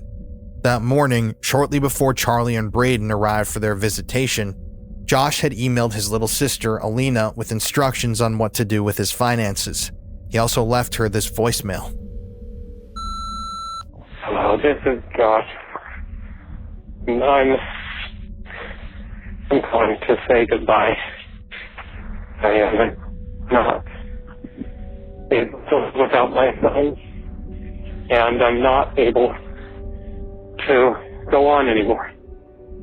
I'm sorry to everyone I've hurt. Goodbye. It was around noon when Elizabeth pulled up to Josh's driveway. The sounds of little boys echoed in her back seat. Elizabeth would later say that throughout her experiences with Josh, he seemed to be a good dad. During their visitations, he would often play with the boys, showing them how things worked and making them nutritious meals. But she also wasn't naive to the fact that parents were often on their best behaviors during visitations. She had been working this job for a while, and she knew how things worked. But today would by far be the most memorable day of her career. After getting the boys out of the car, they ran up ahead towards the home. Josh Powell quickly opened up the front door, allowing Charlie and Braden to run inside. "I have a surprise for you," he told them. However, the exciting comment did not match the disturbing look on Josh's face. Elizabeth had been right behind the boys, but right as she stepped up to the front door, Josh looked her dead in the eyes and then slammed the door in her face. With it, the air from inside the home wafted in her direction, revealing a scent that made her heart drop. It was the smell of gasoline. Elizabeth immediately began banging on the front door, yelling for Josh to let her in. She even tried to open it herself, but Josh had locked it. Then, to her horror, she heard the sound of a child crying. Immediately, Elizabeth grabbed her phone and dialed 911. Hey, I'm on a supervised visitation for a court-ordered visit, and something really weird has happened. The kids went into the house, and the parent, the biological parent, whose name is Josh Powell, will not let me in the door. What should I do? What's the address? It's 8119, and I think it's 89th. I don't know what the address is. Okay, that's pretty important for me to know. I'm sorry, I can't. Just a minute. Let me get in my car and see if I can find it. Nothing like this has ever happened before at these visitations, so I'm really shocked. And I could hear one of the kids crying, but he still wouldn't let me in. Okay, it is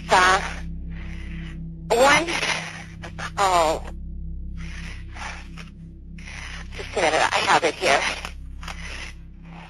You can't find me by GPS? No.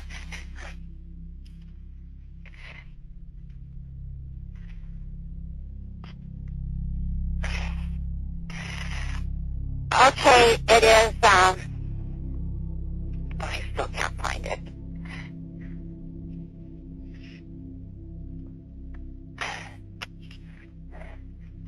But I think I need help right away. He's on a very short leash with CSHS, and CPS has been involved. And this is the craziest thing. He looked right at me and closed the door. Are you there? Yes, ma'am. I'm just waiting to know where you are. Okay. And I'd like to pull out of the driveway because I smell gasoline and he won't let me in.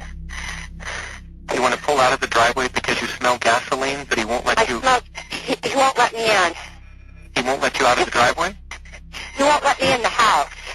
Whose house is the it? kids in the house and he won't let me in. It's a supervised visit. I understand. Whose house is it? Josh Powell. Okay, so you don't live there, right? No, I don't. No, I'm contracted to the state to provide supervised visitation. I see. Okay. And who is there to exercise their visitation? I am.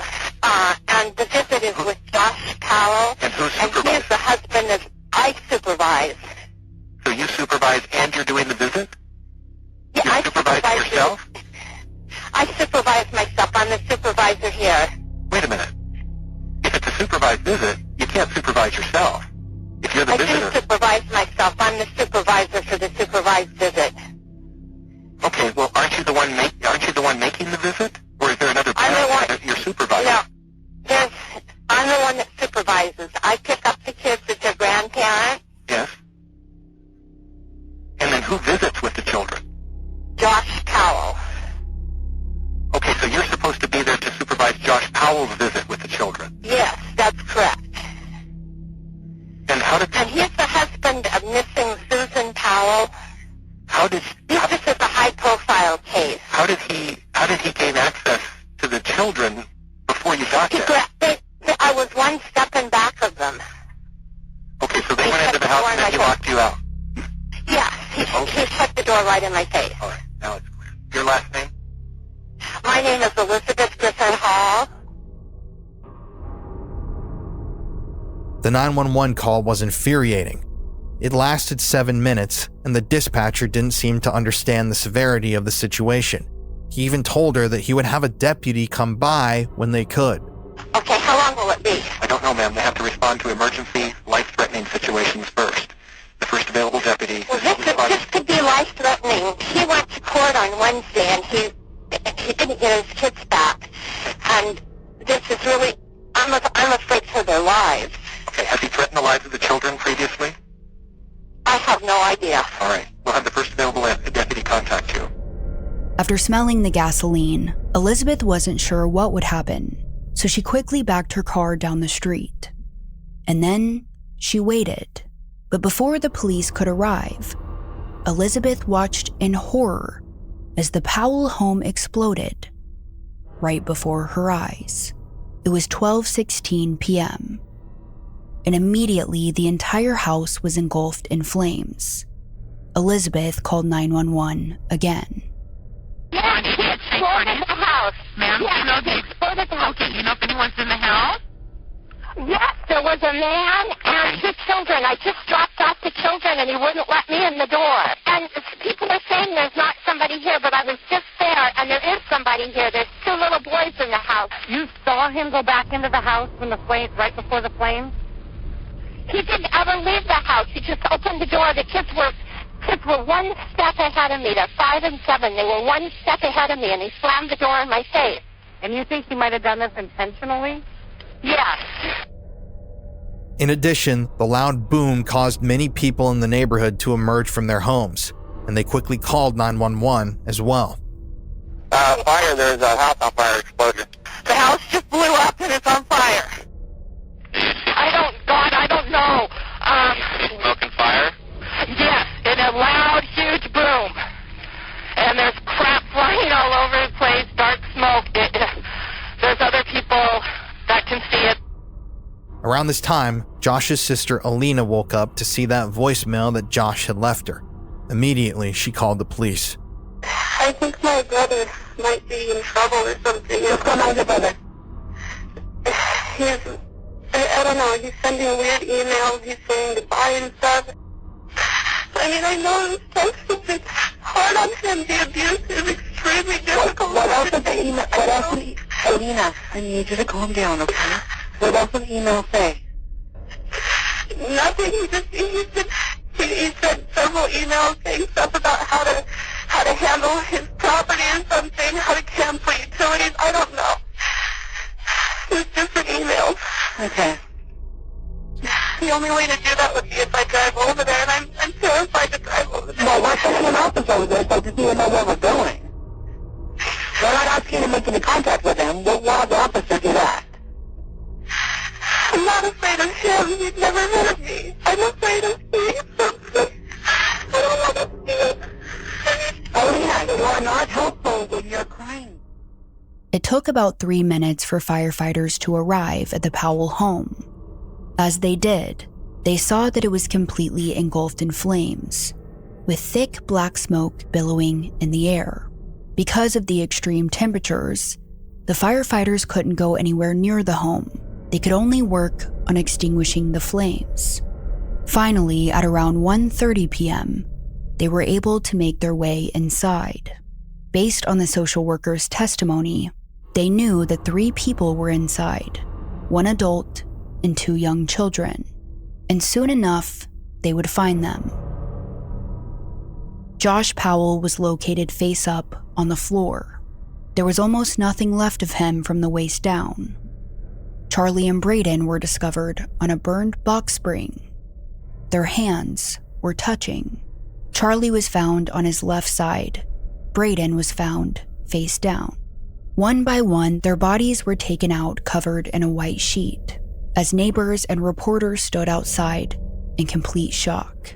By this point, the entire world knew of the Powell family. Susan's disappearance had been in the media for years, and now they were about to learn that Josh Powell not only likely killed Susan, but their 2 young boys as well.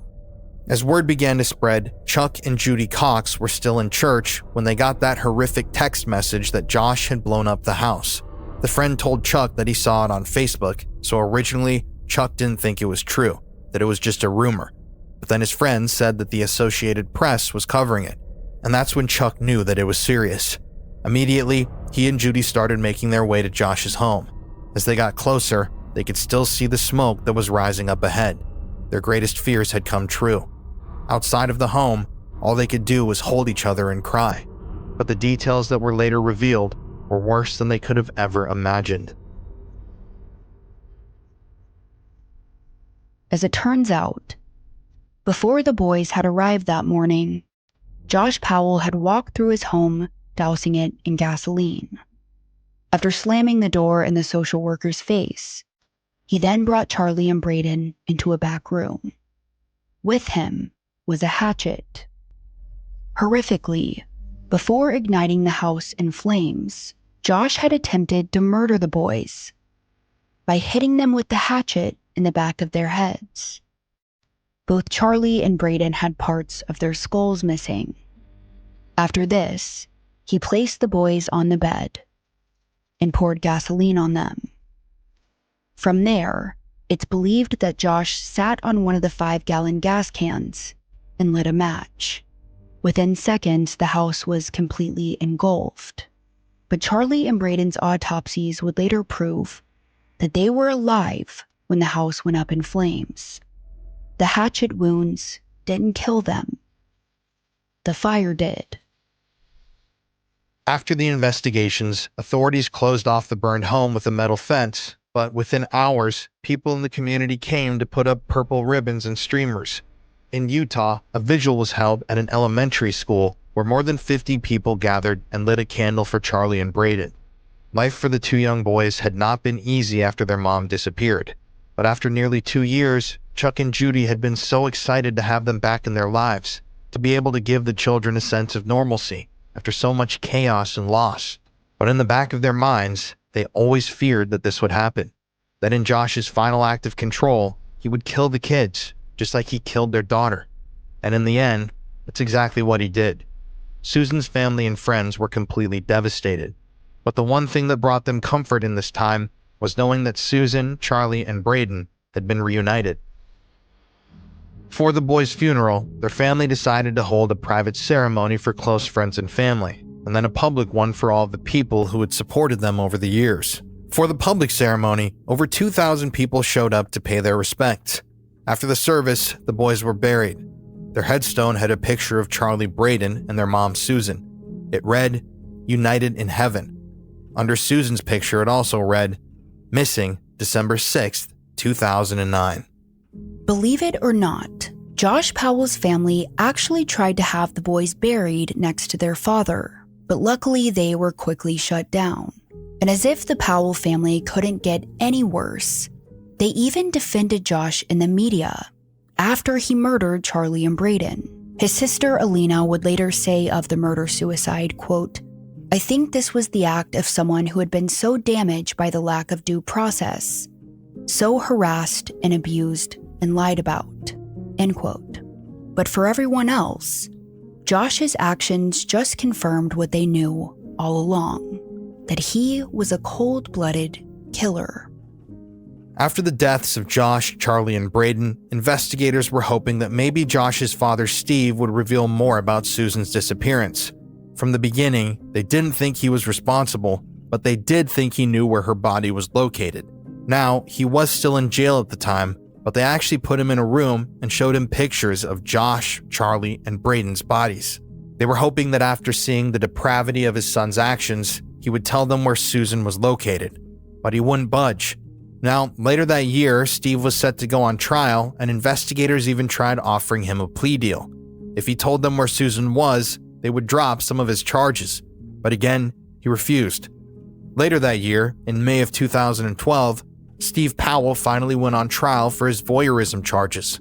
The charges for taking videos of those two young girls would come later, but for this trial, after only 6 hours of deliberation, the jury found him guilty on all 14 counts. But surprisingly, he was only sentenced to 30 months in prison and 36 months of probation. He was also ordered to register as a sex offender. Keep in mind, that's less than 3 years in prison for those incredibly disturbing crimes. Now, even though this case came to a tragic end, investigators were still trying to get answers. They even looked into Josh's other family members, like his brother Mike. Strangely enough, in the days before Susan's disappearance, Mike's phone had zero activity, and usually Mike used his phone several times a day. But then, on the day of Susan's disappearance, at the same time that Josh was leaving the campsite he was at, Mike used his phone for the first time in days to check his voicemail.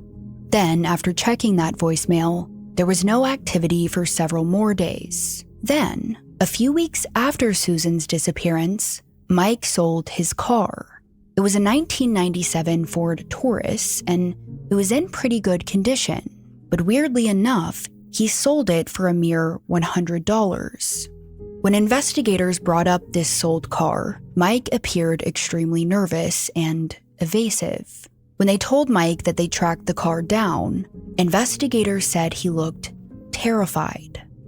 Now, they ended up bringing out cadaver dogs to search the car, and immediately they hit on the trunk. However, they didn't ever find anything.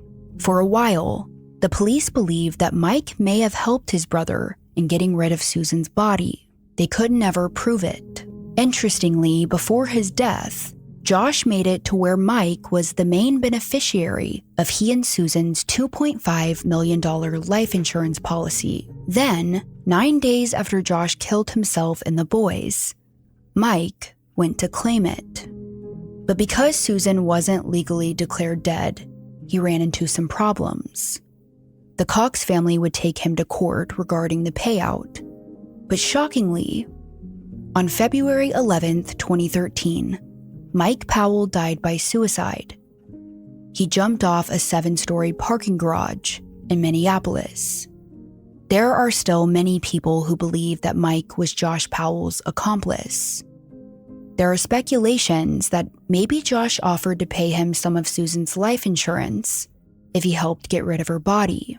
But with he and Josh's suicide, I guess we'll never know. In March 2014, Steve Powell was released from prison after he served out his sentence for those voyeurism charges. But almost immediately, he was back on trial in Washington for the child pornography charges. Ultimately, in 2015, the jury found him guilty.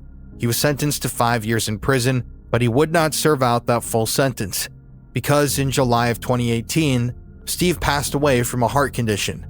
Within 8 years, 5 members of this family were gone. First Susan, then Josh, Charlie, and Braden, then Mike Powell, and finally Steve. In 2020, Chuck and Judy Cox sued the Washington State Department of Social and Health Services in a wrongful death case, citing that not enough was done to keep the boys safe from their father. And on July 31st, they won. A jury awarded them $98 million. But in the end, no amount of money could take their pain away. Over the years, the searches for Susan Powell's body have slowed down. But every once in a while, there will be a tip or a new lead. Investigators will search different areas hoping that this time they will find her. The most recent search we could find was in 2022, where they searched for her in the West Desert Mines. But like all the others, it came up empty. To this day, the location of Susan's remains are unknown. And when Josh Powell died, he took that information to the grave. However, Susan's family remains hopeful that one day she will be found, that her body can be brought home, that they'll get the closure they deserve, and that Susan Powell can finally rest in peace alongside her baby boys. One of the biggest sources that we used for this 2-part episode was the Cold Podcast Season 1. If you want to listen to the deepest dive available on the Susan Powell case, Courtney and I both highly recommend listening to that podcast. There's still so much information that we weren't able to squeeze into these 2 parts. We also used the book If I Can't Have You, written by Greg Olson and Rebecca Morris about the case. For today's episode, we will once again be making a donation to the Susan Cox Powell Foundation. Their organization provides media consulting to keep missing persons cases in the public eye. They support domestic violence prevention. They help connect families to local organizations for media appearances and other events if a loved one goes missing, and so much more. And all of this is done in memory of Susan Powell, Charlie, and Braden. Hey everybody, thank you for listening to part 2 of this 2-part episode here on Murder in America. This story is just so complex and it's so just disturbing. And once again, you do see these failures from authorities or people in positions of power. Time after time with these stories that we tell on this show, you can see this pattern that authorities or CPS or whoever, they fail to recognize how serious some of these issues are, and they allow these things to happen, which to me is incredibly disturbing, and there needs to be some sort of a change in the system to prevent stuff like this from continuing to happen. If you love the show and you want to help support the work that we do here on Murder in America, please consider joining us over on Patreon. On Patreon, you can get early ad-free access to every episode of the show. So if you don't like the ads, you can listen to the ad-free version on Patreon. And also, if you've listened to every episode of our show and you've never signed up for Patreon, if you sign up, you can immediately get access to an entire library of bonus episodes of Murder in America that will never be posted on the main feed. These are bonus episodes of the show featuring Courtney and I. They're just as long as the episodes on the main feed. They feature the same style of editing and music and all the sound design. So yeah, if you love the show and you want more, you can help support the show and get access to those episodes over on Patreon. Also, don't forget to follow us on Instagram at Murder in America to see photos from every single case that we cover. And please don't forget to leave us a 5-star review wherever you listen to this show. Those reviews are awesome. We love hearing from you guys, and we appreciate every single one of you who've given us a 5-star review. Anyways, y'all, thank you for listening to this 2-part series. Courtney and I will be back next week with another episode of the show. Thank you all again. Have a great weekend. And yeah, I'll catch y'all on the next one.